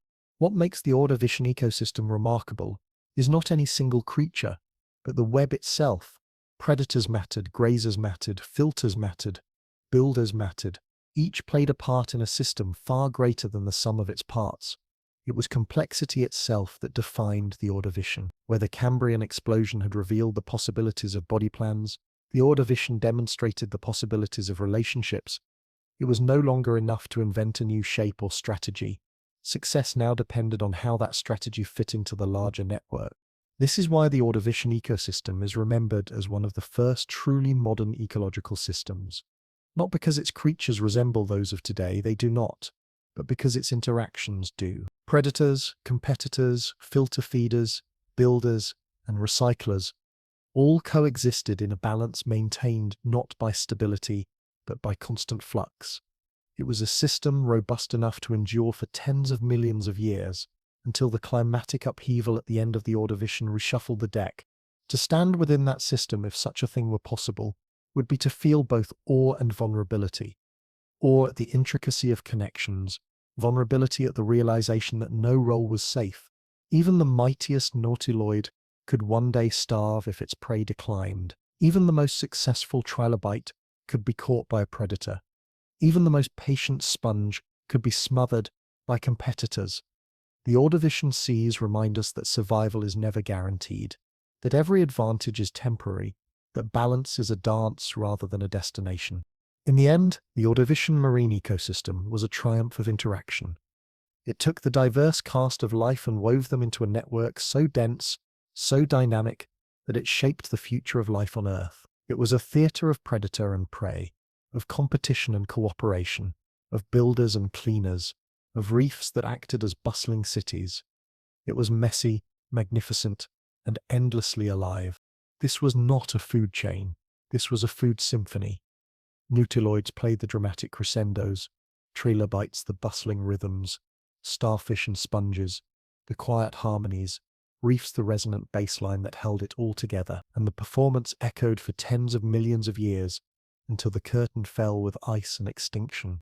But in its time, the Ordovician marine ecosystem was a masterpiece, complex, vibrant, precarious, and endlessly fascinating. If the Ordovician seas were a stage, then the reefs were their grandest set pieces. They were not mere rock piles or passive lumps at the bottom of the ocean. They were construction projects of staggering ambition, architectural wonders built not by architects with blueprints, but by tiny, unassuming builders, sponges, microbes, and a handful of pioneering reef makers who, without realizing it, constructed the skyscrapers and neighborhoods of the ancient world. To drift across one of these Ordovician reefs would be to enter a city of stone and living tissue, a labyrinth of towers and alleys, balconies and courtyards, all alive with tenants. The first thing to know about these reefs is that they were collaborative projects. Sponges, those quiet pumps of the sea, were among the principal masons. They anchored themselves on firm surfaces and began their slow but relentless work of filtering water and depositing skeletal structure. Alongside them, microbial mats and cyanobacteria joined the effort, stitching together sediments, reinforcing weak spots, and sealing cracks with films of life. It was a slow-motion construction crew, working year after year, century after century, layering one deposit upon another, until flat seafloors blossomed into intricate neighborhoods. If you could compress time and watch it unfold, it would look like a city rising in stop-motion towers, slowly elongating, plazas forming, archways appearing where none had existed before. Into these stone cities poured the residents. Trilobites were among the most visible, scuttling across surfaces like street dwellers, hurrying to work. Their armored bodies clattered softly as they marched along reef corridors, some grazing on the microbial fuzz that grew on rock, others scavenging leftovers tucked into crevices. They were the urbanites of the reef, ever present, always in motion, occupying every available niche. If you wanted to imagine a trilobite as a citizen, picture them as the tireless pedestrians of a crowded downtown, antennae twitching like commuters checking pocket watches, hustling from one opportunity to the next. Above them drifted the graptolites. These delicate ribbon-like colonies did not anchor themselves to the reef, but floated gracefully nearby as though visiting tourists. They caught food particles drifting in the currents, their fragile forms bobbing like strings of paper lanterns, swaying between reef towers. To the trilobites clambering below, the graptolites must have seemed like curious decorations, festive ribbons celebrating some ongoing street fair. Graptolites didn't live in the reefs, but they passed through often, catching the productivity that reefs generated. And then there were the mollusks, early shelled wanderers, whose forms decorated the reef as if to give it texture. Some clung firmly, cementing themselves to surfaces like permanent tenants. Others moved more freely, crawling or burrowing near the base of towers, testing out food supplies. Their shells, smooth or ridged, added to the architectural palette of the reef, turning it into a city where the walls themselves were alive. Picture an ancient neighborhood where the buildings were built by the residents themselves, and then imagine that every brick had a pulse. That was an Ordovician reef, living buildings housing living tenants, all feeding, shifting, and reshaping as time went on. The reef itself offered more than just shelter. It created opportunity. Currents, once smooth and featureless, broke against reef walls, creating eddies and shadows where food collected. Sunlight fractured against stone, making bright avenues and shaded corners. Gaps between structures became alleyways where small creatures could hide, while the open plazas on top of reef mounds became thoroughfares for larger residents. Every nook and cranny of a reef was valuable real estate. Some creatures sought the safety of the shadows, others the wealth of the light. Still others the steady flows of current, where food arrived in a constant stream. In this way, reefs transformed flat landscapes into vertical cities, multiplying available habitat by orders of magnitude. And the scale of these reefs should not be underestimated. Some stretched for kilometers, rising meters high, sprawling like ancient metropolises across shallow seas. To drift across one would be to pass district after district. Dense clusters of sponge towers here, flatter microbial plazas there, bustling trilobite thoroughfares in one zone, quieter mollusk suburbs in another. If the wider Ordovician Ocean was a nation, then reefs were its capitals, hubs where energy, materials, and organisms concentrated. There was, of course, constant drama in these underwater cities. Trilobites scuffled over choice grazing patches, bumping into one another like commuters arguing over subway seats. Sponges expanded and overlapped, sometimes smothering their slower neighbors in slow-motion turf wars. Microbial mats grew opportunistically in neglected corners, only to be scraped away by passing grazers. Mollusks burrowed beneath surfaces, loosening sediments, sometimes destabilizing whole sections of reef that had to rebuild themselves over centuries. Reefs were not peaceful utopias, they were noisy, crowded neighborhoods where every resident had to hustle for survival. But it was precisely this hustle that made reefs so remarkable. They concentrated interactions, turning the simple act of feeding into a complex choreography of competition and cooperation. A trilobite grazing on microbial fuzz left scraps that mollusks could scavenge. A sponge filtering water helped keep currents clear for graptolites drifting nearby. The physical structure of the reef itself slowed down water, allowing more food particles to settle, which in turn supported more grazers. Every teton, intentionally or not, contributed to the collective rhythm. The reef was not just a city, it was an orchestra, its architecture the sheet music, its residents the players, improvising endlessly within its walls. Humor lurks in imagining these reefs as bustling downtowns. Picture trilobites scurrying along reef boulevards, like briefcase-carrying professionals. Picture a sponge rising like a water filtration skyscraper, humming as it pumped. Picture a graptolite colony drifting overhead, like a string of balloons caught between the buildings. Picture mollusks glued to the walls like stubborn posters, refusing to move. If there were traffic signals in this reef city, no one obeyed them. The reef was chaos, but it was organized chaos, the kind of noise that somehow creates music. What set Ordovician reefs apart from those of earlier times was their ambition. Cambrian reefs had existed, but they were modest affairs, simple build-ups of microbial mats and skeletal fragments. Ordovician reefs were grander, more intricate, more capable of hosting diverse communities.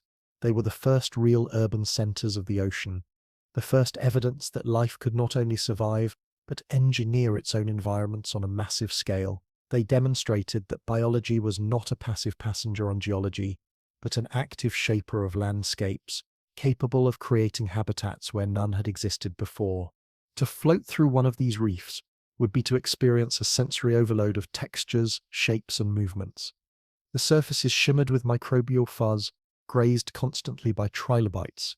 Sponges rose in irregular towers, some smooth, others bristling, each pumping tirelessly. Mollusks decorated the walls, gleaming like streetlights in their shells.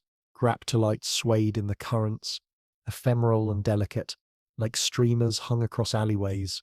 The reef was alive with motion, alive with construction, alive with interaction. And yet, for all their grandeur, these reefs were fragile. They grew slowly, vulnerable to disruption, dependent on their builders continuing their quiet work. A sponge that died left behind a hollow tower. A microbial mat stripped bare left a gap in the mortar. But fragility did not stop them. The reefs rebuilt, expanded, adapted, persisted. Over millions of years, they became a recurring feature of the Ordovician landscape, appearing wherever conditions allowed. anchoring marine life in ways that nothing else could. In the end, the Ordovician Reef was more than a structure. It was a community, an engine, a neighborhood, a cathedral, and a carnival all at once. It was built by sponges and microbes, sustained by grazers and filterers, decorated by mollusks, and enlivened by trilobites and graptolites. It was not silent stone but living architecture, humming with activity, bustling with tenants, and glowing with the creativity of evolution. If you could bring a human imagination into that place, you might call it a city beneath the waves, an ancient metropolis without cafes or marketplaces, but full of streets, plazas, and towers. You would marvel at its complexity, laugh at its chaos, and perhaps even feel at home in its noisy, crowded vibrancy. For in those reefs lay the first true cities of Earth, built not of brick or steel, but of sponge and slime, stone and and they stand in memory as some of the greatest marvels of the Ordovician age, the living cities beneath the sea. The Ordovician period began with life flourishing in warm seas, filling the oceans with creatures that scuttled, drifted, and glided in dazzling variety.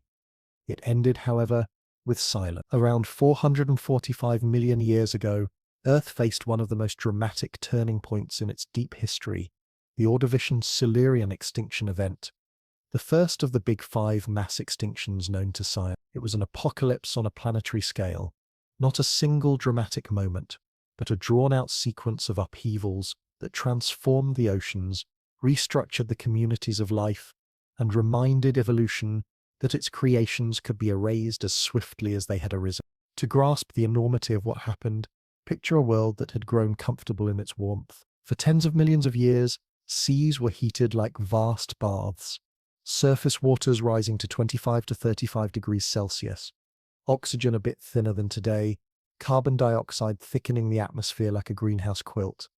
Life had adapted brilliantly to these conditions. Trilobites scurried in uncountable forms, graptolites drifted in graceful colonies, nautiloids patrolled as elegant predators, echinoderms spread across seafloors, and countless other creatures thrived. Diversity had blossomed into one of the greatest radiations in Earth's history, a surge so vast it seemed permanent. And yet, permanence is an illusion. The catastrophe began when conditions shifted. Gondwana, the massive southern supercontinent, drifted over the South Pole. Its weight of stone settled across polar latitudes, and suddenly Earth was primed for ice. The greenhouse warmth that had seemed unshakable gave way to cooling. Glaciers began to grow, spreading across Gondwana's southern expanses like white claws gripping stone. At first, the world barely noticed, but as the ice sheets expanded, their effects rippled outward. Vast amounts of water were locked away in frozen prisons, and global sea levels began to fall. Imagine the oceans as a giant bathtub, now draining centimeter by centimeter, shoreline after shoreline pulling back. For creatures adapted to shallow seas, this was catastrophic. Their homes dried up. Vast continental shelves, once submerged and bursting with life, became barren mudflats. The lowering of sea levels was not a polite adjustment. It was ruthless. In some regions, seas retreated hundreds of meters. Picture a trilobite community, bustling along a shallow seabed, only to watch the waterline inch away, the current weaken, the food sources vanish. For generations, they might adapt by following the water deeper, but the retreat did not stop. What had been vibrant neighborhoods turned to deserts of stone and dust.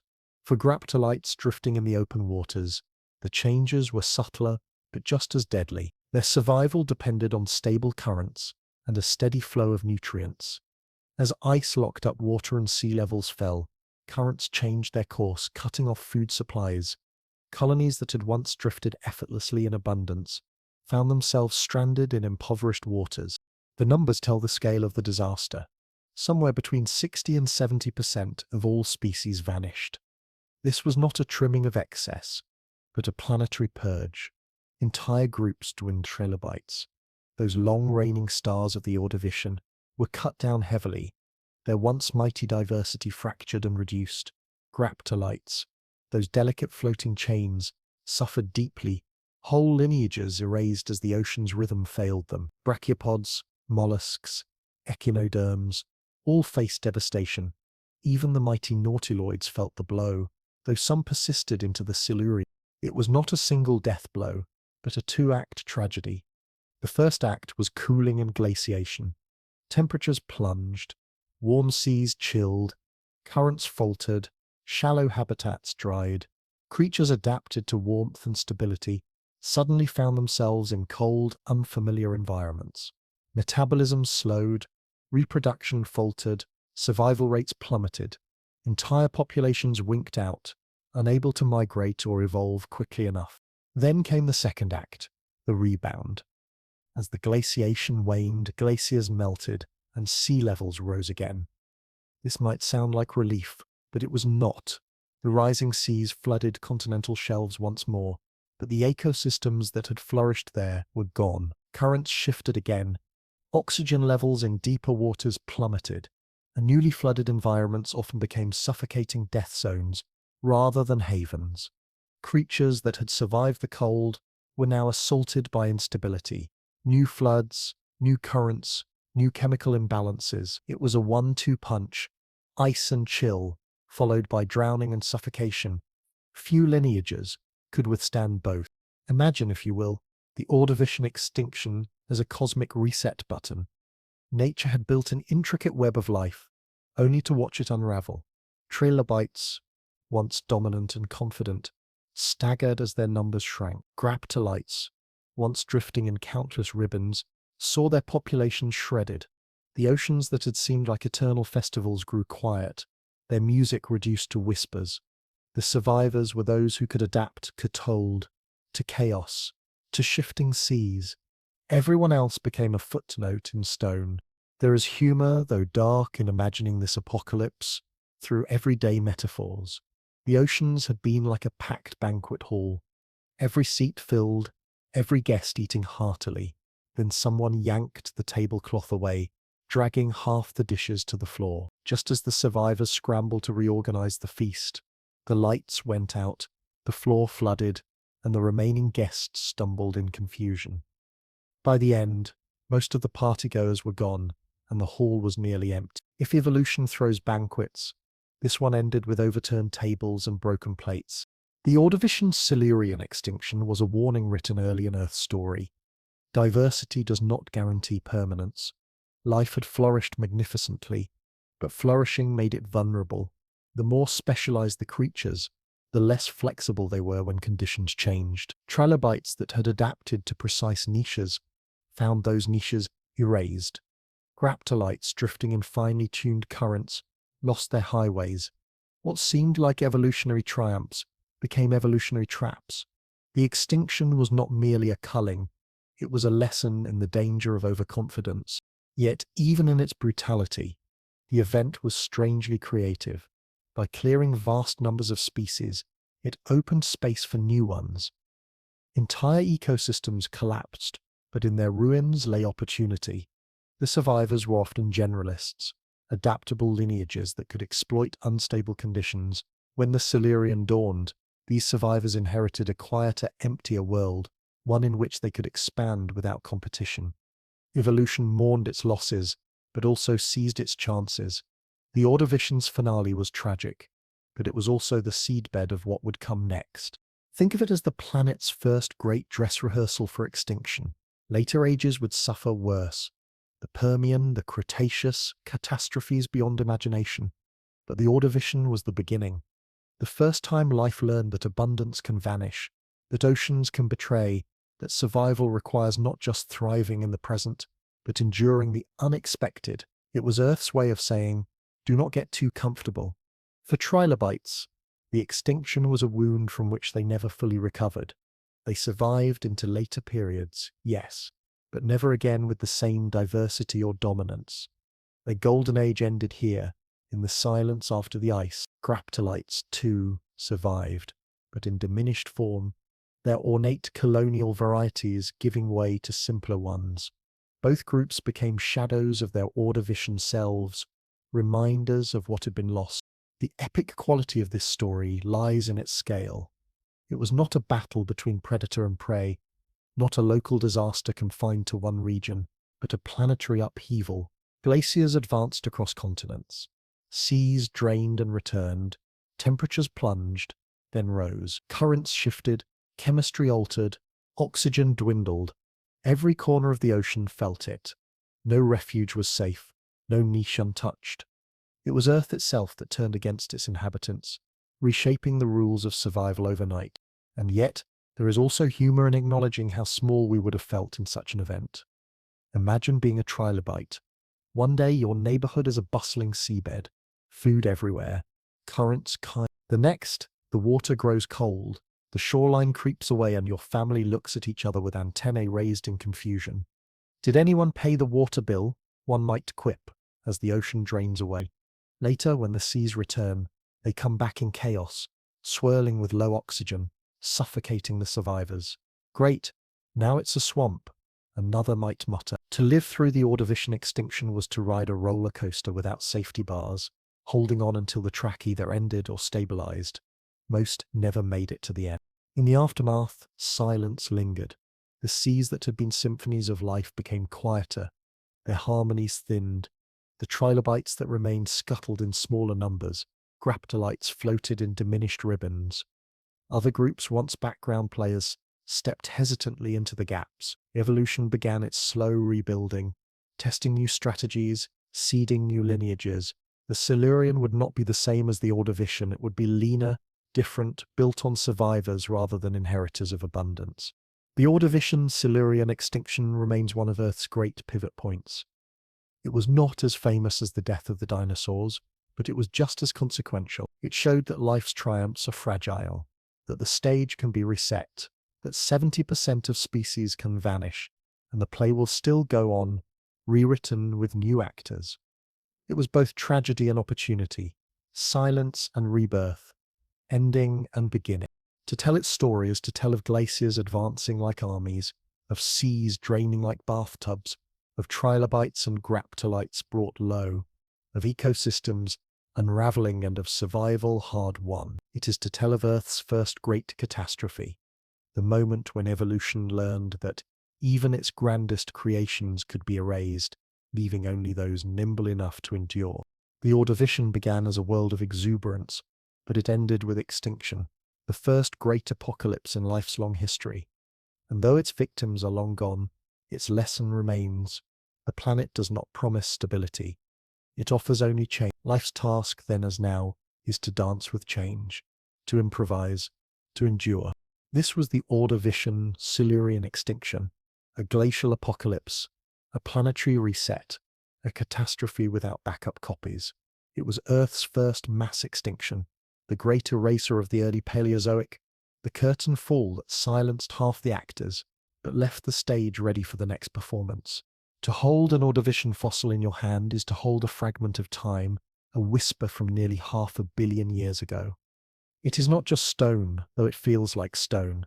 It is a record, a diary entry, a secret scribbled into rock by creatures that once crawled, swam, or grew in seas long vanished. Fossils are not the remains of life so much as echoes of it, impressions caught in a medium far more durable than flesh. And when it comes to the Ordovician period, some of the richest and most revealing of these echoes are found in remarkable fossil localities, such as the Cincinnati Arch in the United States, a natural archive where stone itself has become a library of ancient lives. The Ordovician was a time of exuberant diversity, when trilobites thrived, nautiloids glided through the seas, and reefs rose like underwater metropolises. Much of this life is gone, but the rocks remember. In limestone beds and shale outcrops, in the layers of the Cincinnati Arch and other sites around the world, the fossils of these creatures are preserved with astonishing detail. Some lie as impressions, like stamps pressed into clay. Others are preserved as mineral replicas, shells replaced atom by atom, with new material until the shape remains, though the substance is changed. Still others are entombed whole, their skeletons and shells locked in stone as if they had only just been covered yesterday. The Cincinnati Arch, stretching across Ohio, Kentucky and Indiana, is one of the crown jewels of Ordovician paleontology. It is not a literal arch, but a broad uplift of rock that has exposed layer upon layer of Ordovician strata. To a fossil hunter, walking across the Cincinnati Arch is like strolling through an open-air museum without admission fees. Trilobites peak from limestone slabs. Nautiloid shells run across surfaces like frozen highways. Fossilized corals form patterns in rock that resemble the blueprints of ancient cities. Each discovery is a page in a storybook, written long before humans arrived to read it. The fossils here are not random. They tell a coherent story. Take the trilobites, for example. These armored arthropods were among the most successful creatures of the Ordovician seas, and their fossils are abundant in the Cincinnati Arch. Some are small, curled into tight defensive balls, preserved in postures that suggest they died in moments of alarm. Others are stretched out, spines splayed as if frozen mid-stride. Entire assemblages of trilobites are found together like crowds of commuters caught in stone. They reveal not only what trilobites looked like, but how they lived, how they burrowed, how they molted, how they interacted with one another. Each fossil is a clue, and when pieced together they become a portrait of trilobite society. Nautiloid fossils in the Cincinnati Arch tell another side of the story. Their shells, long and straight or gently curved, sometimes stretch more than a meter in length. They lie embedded in the rock, like ancient subway tunnels, preserved in exquisite detail. To stand before one is to imagine the creature that once propelled itself through the Ordovician seas, tentacles probing, siphon firing jets of water, eyes scanning for prey. In stone, the nautiloid is silent, but the fossil preserves its elegance, its engineering, its role as one of the earliest giants of the sea. It is as if the rock itself remembers the glide of these ancient submarines. And then there are the reefs, preserved not as lively, bustling neighborhoods, but as petrified architecture. Fossilized reefs appear as great masses of limestone, riddled with the skeletal remains of sponges, algae, and early reef builders. They are not ruins in the sense of collapsed walls, but more like frozen construction projects, half-built cathedrals of stone, interrupted and sealed forever. Within them lie the shells of trilobites that crawled their surfaces, the impressions of mollusks that clung to their walls, the delicate tracings of graptolite colonies that drifted nearby. To see a fossil reef in cross-section is to walk through an ancient city in blueprint, its inhabitants long gone, but its streets still legible. What makes the Cincinnati Arch so extraordinary is not only the quantity of fossils, but their context. They are preserved in situ, in layers that stack like pages of a book, each representing a chapter of the Ordovician. By reading upward through the rock, one can follow the unfolding story of the period, the proliferation of trilobites, the rise of nautiloids, the growth of reefs, the subtle shifts in marine communities. It is not a static snapshot, but a moving picture, frozen in frames that geologists and paleontologists can decode. There is mystery here too. Fossils do not tell their stories directly. They are like riddles, hinting at answers but never speaking plainly. A trilobite enrolled in a defensive curl. Was it buried alive by sediment, or did it die in panic as predators loomed? A nautiloid shell lying broken. Did it crack under the pressure of currents, or was it shattered by some Ordovician predator's strike? A reef riddled with holes. Were these dwellings for ancient creatures or scars of collapse? The fossils pose questions as much as they provide answers, and the detective work of paleontology is to piece together possibilities, always with humility, always with the reminder that the rocks know more than they reveal. And yet, fossils can be strangely funny if you let them be. Trilobites, for instance, often fossilize in positions that look awkwardly human. Some appear to be hiding their faces, others lying belly up as though exhausted, still others locked in what looks suspiciously like a midlife crisis pose. Nautiloid shells sometimes stretch across rocks at odd angles, like traffic lanes merging in impossible directions. Fossil reefs look like half-demolished apartment blocks, their tenants mysteriously vanished. If one approaches the fossil record with imagination, the Ordovician suddenly seems less like a solemn prehistoric age and more like a quirky art installation curated by nature itself. The Cincinnati Arch is not the only site of Ordovician treasures, of course. Rich fossil beds are scattered across North America, Europe, and Asia. In Manitoba, Canada, fossiliferous limestone preserves entire reef systems. In Wales and Scotland, graptolites, appear in delicate black impressions, their colonial chains etched into shale like ancient pen strokes. In China, nautiloid fossils run through rocks like frozen lightning. Together, these sites create a global archive, a patchwork of voices, all telling variations of the same story, that the Ordovician was a time of abundant, exuberant life, and that its echoes still speak from stone. But the Cincinnati Arch holds a special charm because it is so accessible. Children have found trilobites in creek beds there, their first glimpse into a world unimaginably old. Amateur fossil collectors wander its exposures with hammers and chisels, peeling back layers to find nautiloid shells gleaming in limestone. Professional paleontologists study its sequences with reverence, decoding its fossils to reconstruct environments long vanished. The Arch is democratic. It shares its treasures with anyone curious enough to look. Its fossils are not locked in museum drawers alone, but scattered across hillsides, waiting for discovery. There is a certain poetry in fossils too.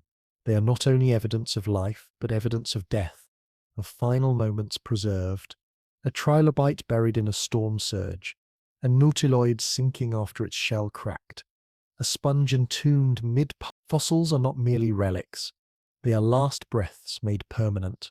And yet, paradoxically, they are also the reason we know life lived at all. Without fossils, the Ordovician would be a blank chapter, its exuberance invisible. With fossils, it becomes vivid. The paradox of fossils is that death becomes the vehicle of memory, and stone becomes the medium of life's autobiography. Humor helps soften this paradox. One might say fossils are the ultimate photo albums, though taken by sediment rather than cameras. The Cincinnati Arch, then, is a particularly well-organized scrapbook, full of trilobite portraits, nautiloid panoramas, and reef group shots. Imagine nature as a distracted photographer, snapping candid shots at the worst possible moments. A trilobite mid-trip, a nautiloid mid-curve, a graptolite colony mid-collapse. And yet, for all its clumsiness, the album is priceless. For paleontologists, fossils are not only curiosities but data.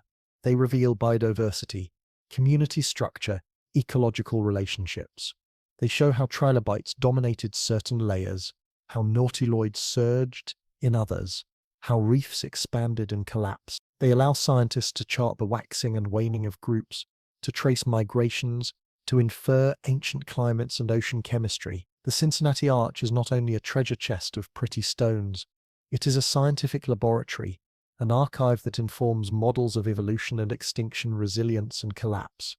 Every fossil collected is a data point in Earth's greatest experiment, the evolution of life. And yet, fossils never lose their ability to inspire wonder. To hold a trilobite from the Cincinnati Arch is to touch something older than continents in their modern form, older than trees, older than vertebrates with jaws. It is to hold a creature that lived and died when Earth was utterly alien to us, and yet whose form is preserved well enough that you can trace its ridges with your thumb. To stand before a nautiloid shell in limestone is to confront the elegance of an animal that swam through seas so ancient they predate the word ancient. To look at a fossil reef is to see the blueprint of community itself, etched into stone with patient permanence. In the end, the fossils of the Ordovician are more than treasures. They are storytellers. They whisper of seas teeming with trilobites, of nautiloids gliding like submarines, of reefs rising like cathedrals, of communities bustling with energy, and then stilled by time. They are diary of a planet, learning to fill itself with life, written not in ink but in limestone and shale. They remind us that life is fleeting, but memory can be enduring, and that even the humblest of creatures can leave behind a trace that endures longer than empires. The Cincinnati Arch is one of Earth's great libraries. Its shelves are not lined with books, but with layers of stone. Its pages are not paper but fossil beds. Its language is not English or Latin, but the universal script of biology, impressed upon geology, and like any great library, it invites curiosity, humility, and delight. Wander its exposures with a keen eye, and you will find stories waiting at your feet. Stories of trilobites curled in defense, nautiloids gliding in silence, reefs rising like ghostly neighborhoods, stories of the Ordovician, preserved not in memory but in stone. This is the treasure of the Ordovician fossil record, not just the beauty of ancient shells and skeletons, but the mystery of their survival, the science of their interpretation, and the humor of their persistence. The rocks whisper secrets, if you are willing to listen. They speak of creatures gone for 500 million years, yet still present in stone. They tell us that the Ordovician is not lost. It is here, in our hands, in our museums, in our creek beds, in the Cincinnati Arc, and beyond. It is a chapter of life written in stone, a treasure chest of stories waiting to be opened. This was the Ordovician fossil record, the treasures in stone, the diary of ancient seas, the whispers of trilobites, nautiloids, and reefs captured forever. Not dead things, but living stories, still unfolding each time we split open a rock and discover, staring back at us, the face of a world that time refused to forget. To imagine Earth in the Ordovician is to imagine a restless planet, a world in which the ground beneath your feet was never truly still. If you could have stood on one of the barren continents, gazing out across the horizon, you might have believed the world was eternal stone, fixed and immovable. But beneath that stone, hidden from sight, was motion. The Earth's plate slid and jostled, continents drifted like rafts on a molten sea, volcanoes erupted in fiery outbursts, and sea levels rose and fell like the breathing of some vast geological beast. This was a planet mid-performance, a stage of constant reconstruction, building the landscapes of tomorrow with the eruptions of today. The Ordovician, spanning from about 4085 to 4043 million years ago, was an age of profound geological dynamism. The supercontinent Gondwana sprawled across the southern hemisphere like a giant stone quilt, its enormous weight pressing into the mantle beneath. Smaller continents, Laurentia, Baltica, and Siberia, floated to the north, wandering on their own trajectories. Between them stretched immense oceans, most notably the Panthalassic and the Apatus, watery expanses that covered more than 2/3 of the globe. The continents did not yet resemble our familiar map. They were puzzle pieces drifting in slow, inevitable patterns, colliding and parting, reshaping the face of the planet with every centimeter of motion. Driving this dance were the tectonic plates, vast slabs of lithosphere propelled by the churning convection currents of Earth's mantle. To us, their speed seems laughable, just a few centimeters per year, but stretch that over millions of years, and the results are astonishing. Continents that seemed fixed shifted across latitudes, oceans that seemed eternal opened and closed, and mountain chains rose from collisions. The Ordovician was a laboratory of this tectonic theatre, with volcanoes and shallow seas acting as the loudest voices in the performance. Volcanoes were everywhere. They erupted along the margins of oceans, where plates pulled apart or slammed together. They erupted on islands, chains of fire marking the boundaries of tectonic collisions. They erupted beneath the seas themselves, fountains of lava hardening into new crust that spread like conveyor belts. To imagine an Ordovician volcano is to imagine chaos, towering plumes of ash, darkening skies, rivers of molten rock sliding into oceans with hissing fury, islands forming and collapsing in cycles of eruption and erosion. Each eruption spewed gases, carbon dioxide, sulfur, water vapor into the atmosphere, altering its chemistry, thickening the greenhouse effect, and contributing to the great warmth that defined much of the period. Volcanoes were not background events. They were architects of climate and sea level. Picture Gondwana in the south, heavy and sprawling, with volcanic arcs along its edges. As smaller land masses drifted, collisions ignited, subduction zones where slabs of crust dove beneath one another, fueling chains of volcanic islands. These were not polite fireworks, but sustained infernos, mountains of fire belching gas for centuries at a time.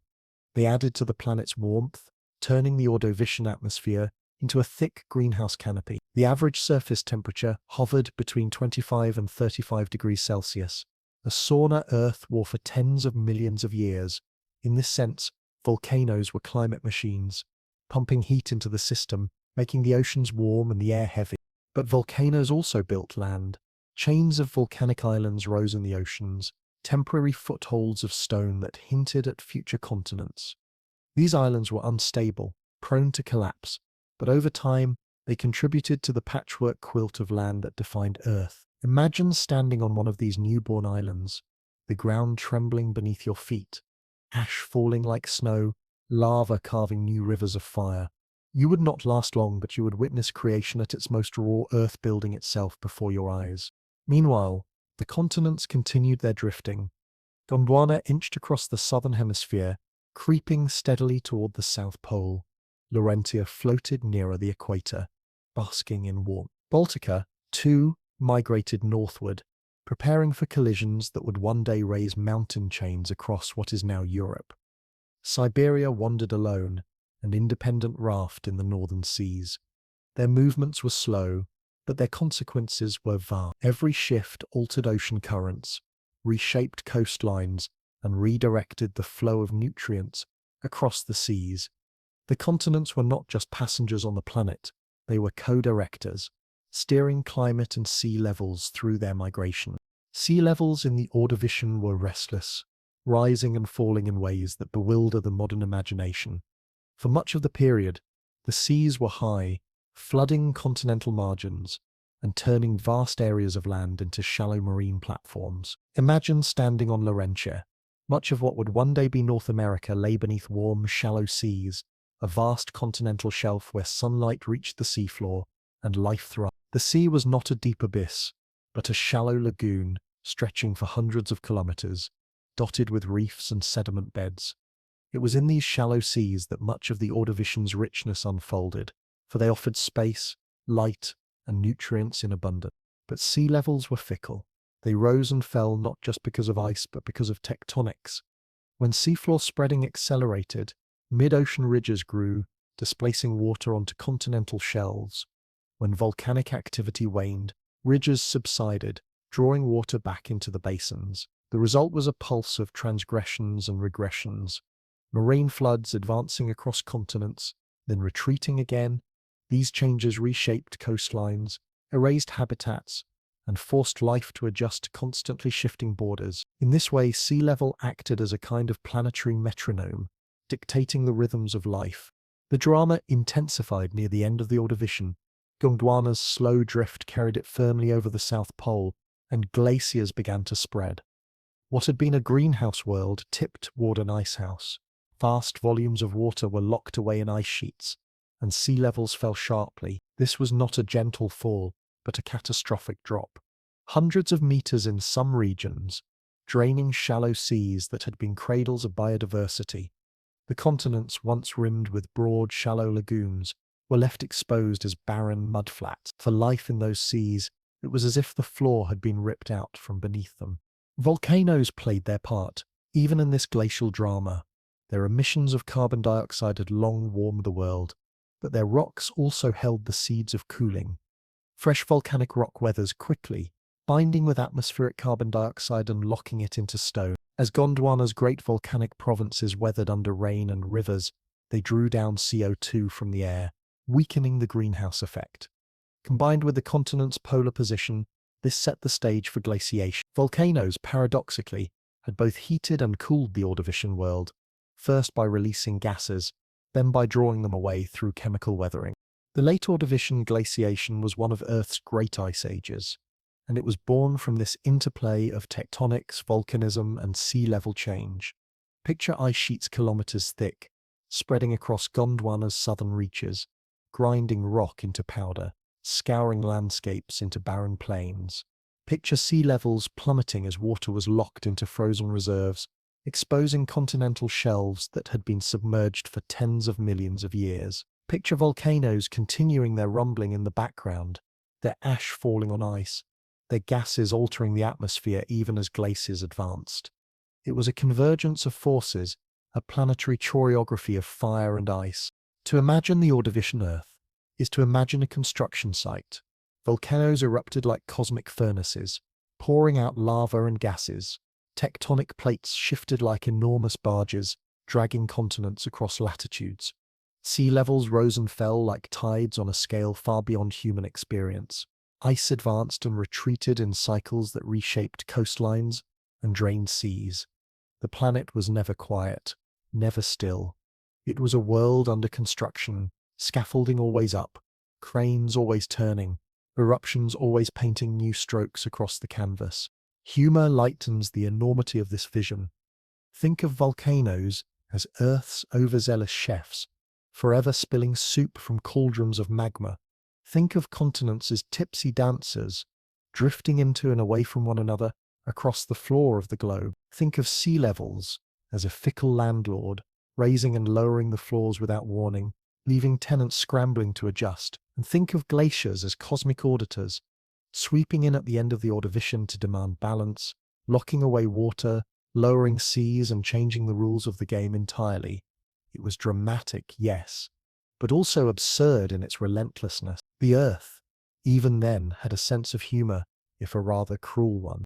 The legacy of this restless period is profound. The volcanoes of the Ordovician reshaped the atmosphere, contributing first to warmth and later, indirectly, to cooling. The drifting continents rearranged ocean currents and set the stage for polar glaciation. The fluctuations of sea level created and destroyed habitats, forcing life into cycles of adaptation and collapse.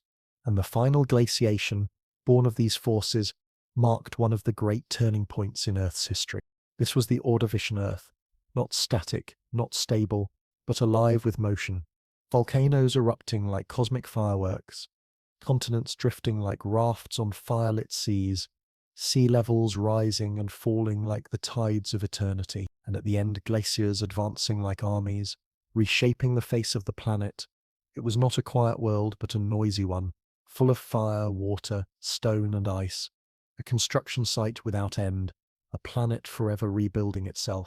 The Ordovician teaches us that Earth's surface is never finished, never final. It is always in flux, always in motion, always driven by the interplay of tectonics, volcanism, and sea level. The continents we know today are only temporary arrangements, the oceans only temporary basins, the climate only temporary weather. Beneath it all lies the same restless engine that drove the Ordovician, and will continue to drive the planet long after we are gone. This was the Earth of the Ordovician volcanoes, as cosmic forgers, continents as wandering rafts, seas as fickle rulers, and glaciers as ultimate arbiters. It was dramatic, it was chaotic, it was absurd, and it was magnificent. If the Cambrian was life's opening act, a dazzling debut filled with strange experiments and dramatic improvisations, then the Ordovician was the sequel where evolution refined its art, sharpened its tools, and laid down the blueprints that would shape life for hundreds of millions of years. It was not only a time of diversification, but of innovation. The seas teemed with creatures that carried not just new shapes, but new strategies, armor, architecture, mobility, and in one remarkable case, the beginnings of a backbone. The Ordovician was where evolution took a deep breath, looked around at its Cambrian workshop of prototypes and said, "All right, let's get serious." Among the most extraordinary newcomers of this age were the first true vertebrates, jawless fish such as Astraspis. At first glance, they were not particularly glamorous. Small, awkward swimmers, encased in bony armor, lacking jaws and equipped with mouths that functioned more like suction cups than tools of predation. And yet, within their humble design, lay the foundation for everything to come. These armored fish were the earliest members of a lineage that would eventually lead to sharks, bony fish, amphibians, reptiles, mammals, and much later, humans. To see an Astraspis wiggle through Ordovician waters would not inspire awe, it might even inspire a chuckle at its clumsiness. But to hindsight it is breathtaking. That little armored swimmer carried the seeds of vertebrate destiny. Their armor, composed of bony plates, served as protection in seas filled with predators, but it also represented something profound, the biological invention of bone. For the first time, living creatures were building internal structures of hard tissue. It was as if evolution had discovered a new material, stronger and more versatile than cartilage or shell, a material that could be sculpted into skeletons, jaws, limbs, and skulls. The Ordovician jawless fish were not elegant predators, but they were innovators, pioneers, whose mere existence shifted the possibilities of life forever. One might say they were the clumsy great-grandparents of vertebrate glory, busy surviving while unknowingly drafting the blueprint for all vertebrate architecture. Meanwhile, the arthropods were flourishing in spectacular variety. Trilobites remained the most iconic, strutting across the Ordovician seas like armored citizens of a sprawling metropolis. They were not only abundant but inventive, experimenting with spines, horns, ridges, and compound eyes of dazzling complexity. Their exoskeletons, made of chitin and strengthened with minerals, were like evolutionary suits of armor, providing protection, structure, and style all at once. Trilobites were proof that an exoskeleton was not merely a defense mechanism, but a platform for endless creativity. They scuttled across the seafloor, burrowed into sediment, and even swam short distances, proving that armor did not mean immobility. In their variety and abundance, trilobites embodied the evolutionary spirit of the Ordovician: take what works and then experiment with it endlessly. Other arthropods joined the stage, each with their own flair. Early relatives of crabs, lobsters, and scorpions explored the waters, testing different body plans and survival strategies. Some became streamlined swimmers, others lumbering bottom dwellers, still others stealthy ambushers. They carried forward the lesson that the exoskeleton was not just protection but also versatility. With it, arthropods could evolve claws, antennae, pincers, and legs of extraordinary precision. In the Ordovician, they became the engineers of movement, mastering the art of segmentation and specialization. The legacy of these designs would ripple through time, but in their moment, they were simply thriving, scuttling and snapping, too busy living to imagine their own importance. The theme of the Ordovician was, in many ways, armor. Hard shells and skeletons became the currency of survival, spreading across multiple groups of creatures. Mollusks, with their coiled shells, added elegance to this trend, drifting through the seas like armored caravans. Nautiloids, with their long or coiled shells, became the first giants of the animal kingdom, proof that armor and size could work hand in hand. Even tiny creatures experimented with hard parts, building skeletons of calcium carbonate or silica, reinforcing their bodies against predation and currents. It was as if the Ordovician had become an arms race, with life learning that to endure in a dangerous world, one needed not only cleverness but also a sturdy shell. This was more than just protection, it was a turning point in biology. With hard shells, creatures could burrow into sediments more effectively, leaving trails and structures that shaped the seafloor. With exoskeletons, arthropods could specialize their limbs, turning some into claws, others into walking legs, others into sensory antennae. With bone, vertebrates could one day build jaws, spines, and limbs. Hard structures provided the scaffolding for innovation. They turned soft-bodied drifters into armored engineers, capable of building complexity upon complexity.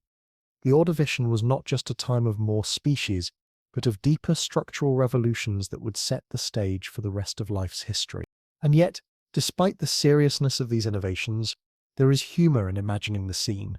Trilobites, strutting about in their ornate armor, seem like little tanks trying to outcompete each other for flashiness. Nautiloids, with their elegant shells, glide by like zeppelins in a sea of beetles. Astraspus, the jawless fish, wiggles awkwardly in its armor, looking less like the ancestor of sharks and more like a clunky tadpole wearing chainmail. Evolution in the Ordovician was not sleek perfection but trial and error, a workshop where life cobbled together new inventions, some elegant, some absurd, all functional enough to survive. One of the profound consequences of these innovations was the foundation of ecological roles that would endure for the rest of Earth's history. Predators, prey, scavengers, and filter feeders all found ways to adapt within the framework of shells and skeletons. Armor allowed prey to resist predation. Jaws in the far future would evolve in response. Exoskeletons allowed arthropods to diversify into hunters, grazers, and cleaners. Bone allowed vertebrates to begin their long journey toward dominance. These Ordovician innovations were not temporary tricks. They were long-term investments, evolutionary strategies so successful that they remain fundamental to life today. If you think of evolution as an arms manufacturer, then the Ordovician was its first major factory expansion. The Cambrian had been the prototype shop, filled with quirky experiments. The Ordovician streamlined production, refining armor, standardizing exoskeletons, and introducing bone as a new material. The seas were like a convention of armored engineers, each group showing off its latest design, each improvement a response to competition, each innovation raising the stakes for everyone else. The result was a world of increasing complexity, resilience, and creativity. And perhaps the most thrilling part of this story is the sense of foreshadowing. The jawless fish of the Ordovician did not yet rule the seas, but they pointed the way. The trilobites and other arthropods had not yet reached their maximum potential, but they were rehearsing for dominance. The nautiloids were giants, but temporary ones, placeholders, until future vertebrates would seize the role. The shells and exoskeletons were not yet perfect, but they were the foundation upon which evolution would build wonders. Dinosaurs, whales, dragonflies, humans. The Ordovician was not the final act, but the blueprint raft, the moment where the critical innovations were introduced, tested and established. Humor makes this even clearer. Imagine the Ordovician as a biological trade fair. In one booth, trilobites show off their latest spine arrangements. In another, nautiloids demonstrate improved shell streamlining. At a corner table, Astrospis awkwardly wriggles in its armor, advertising, "Now with bone." A crowd of arthropods scuttle between stalls, picking up inspiration for claws and antennae. The audience is invisible, time itself, watching and waiting, but the fair is lively, noisy, full of absurdity and brilliance. Every design is imperfect, every product a prototype, but together they form the catalogue of the future. In the grand sweep of Earth's story, the Ordovician stands as one of the crucial biological turning points. It was not only about how many species there were, but about what those species could do. They built skeletons, exoskeletons, and shells. They experimented with bone. They established the structural frameworks that would support life's diversity for the next 500 million years. They were not elegant, but they were effective. They were not finished, but they were foundational. And so we remember the Ordovician not only as a time of abundance, but as a time of invention. It was the age when armor became standard, when arthropods diversified into endlessly inventive roles, when the first vertebrates took their wobbly steps into history. It was the age when evolution moved from improvisation to engineering, from prototypes to blueprints, from novelty to foundation. The creatures of this time did not know their significance. They were too busy feeding, scuttling, swimming, and surviving. But we can see it now. The Ordovician was a biological turning point, a workshop of life where the tools of the future were forged. This was the Ordovician's evolutionary gift: armor, bone, complexity, and possibility.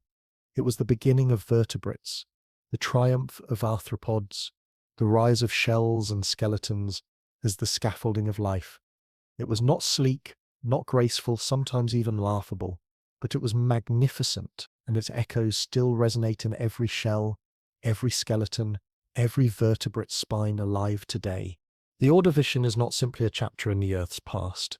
It is a textbook written in stone, a cosmic syllabus waiting for anyone curious enough to read its pages.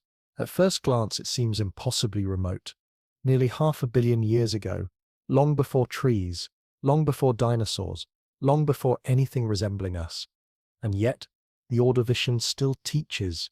Its continents, its creatures, its climates, all carry lessons that resonate across time. The seas that once warmed, cooled, and shrank remind us of the fragility of Earth's balance.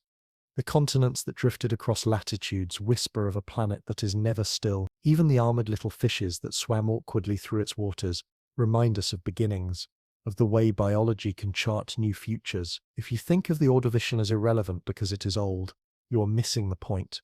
The point is that age gives perspective, and perspective gives wisdom. Let us begin with the ground itself, with geology. The continents of the Ordovician did not look anything like the maps pinned to classroom walls today. The supercontinent Gondwana stretched across the southern hemisphere, massive and unwieldy like a great stone quilt stitched together from smaller land masses. Laurentia floated closer to the equator, Baltica was on its own northern drift, and Siberia remained a solitary traveller in the northern seas. These continents were not fixed, they were always on the move, guided by the slow but relentless conveyor belt of plate tectonics. They drifted, collided, separated and collided again, shaping oceans, climates, and habitats along the way. The lesson here is obvious. Stability is an illusion. Continents do not anchor themselves, they wander, The familiar shapes of our modern world, North America, Africa, Europe, are temporary. They are snapshots in a film that has been playing for billions of years and will continue long after we are gone. Gondwana's slow crawl toward the South Pole triggered a cascade of climatic effects that culminated in ice sheets spreading across its surface. That motion, measured in centimeters per year, spelled disaster for species unprepared for the changes it caused. The Ordovician teaches us that geography is not destiny, but it certainly shapes destiny. A continent's position can turn seas into deserts, deserts into forests, and warm greenhouse worlds into ice houses. The humorous way to put it, continents are not homebodies. They are perpetual travelers, sometimes polite as they drift apart, sometimes rowdy as they crash into one another. Gondwana's decision to head southward was not malicious, but it had consequences. It pulled the climate with it, rearranged ocean currents, and set the stage for glaciation. Think of it as continental peer pressure. When a landmass the size of Gondwana sits on the South Pole, the rest of the planet feels it. That lesson, that slow movements can create global cascades, applies as much today as it did then. Now shift from continents to creatures, from geology to biology. Among the most remarkable residents of the Ordovician seas were the earliest armored fishes, small and jawless, awkward in their swimming but revolutionary in their design. Their presence in the fossil record reminds us of the power of beginnings.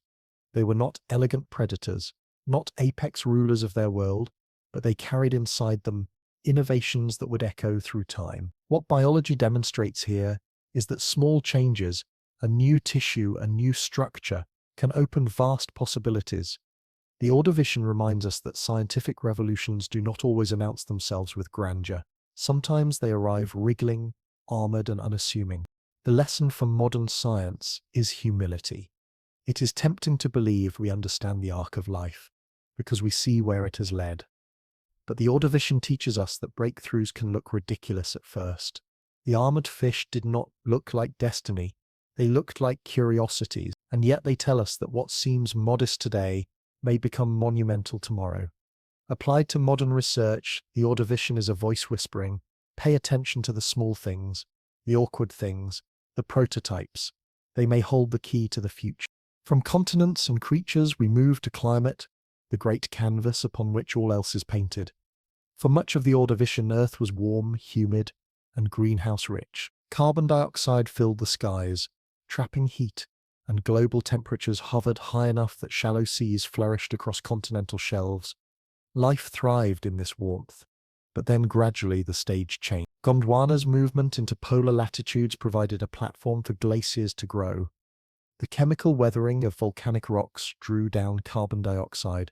The atmosphere thinned of its greenhouse gases, and the warmth faltered. Ice spread, seas withdrew, and Earth plunged into one of its earliest and most dramatic ice ages. The lesson here is profound. Climate is not fixed. It can swing from greenhouse to icehouse, from warmth to chill, in response to relatively small triggers. A slow southward drift of a continent, a shift in atmospheric chemistry, a drawdown of carbon dioxide, all were enough to plunge the Ordovician world into crisis. To life at the time, it must have felt as if the rules had changed overnight. But to us, with hindsight, the lesson is clearer. The system is sensitive, and balance is fragile. Here is where the humor sneaks in. Imagine the Ordovician Earth as a planet that cannot make up its mind. For millions of years it cranks up the heat, like a sauna, only to suddenly open the windows and let in an Arctic blast. Surprise, says Gondwana as it sits on the South Pole. We're doing ice now. The seas, once comfortably warm, shrink like a bathtub draining after too many splashes. To the trilobites, nautiloids, and graptolites, it must have felt like living with a landlord who kept fiddling with the thermostat for fun. The Ordovician climate was not gentle, and its swings reshaped the entire biosphere. This is where the Ordovician becomes more than history. For scientists today, its climate shifts are a laboratory.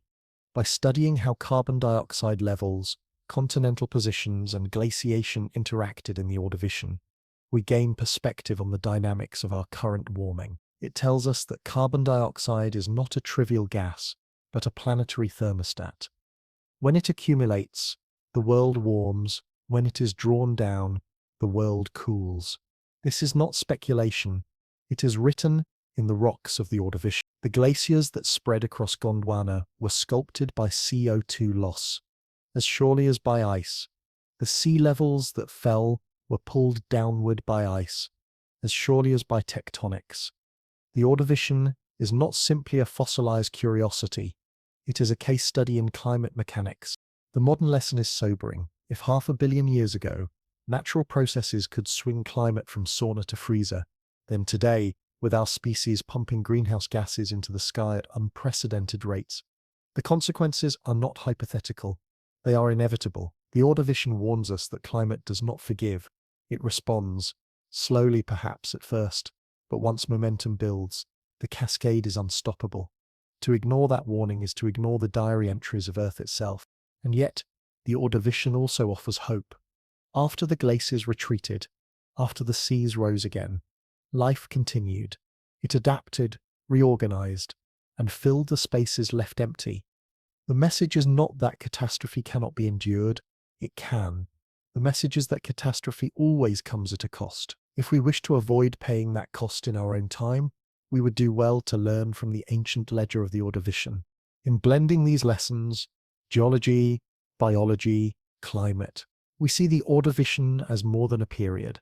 It is a teacher.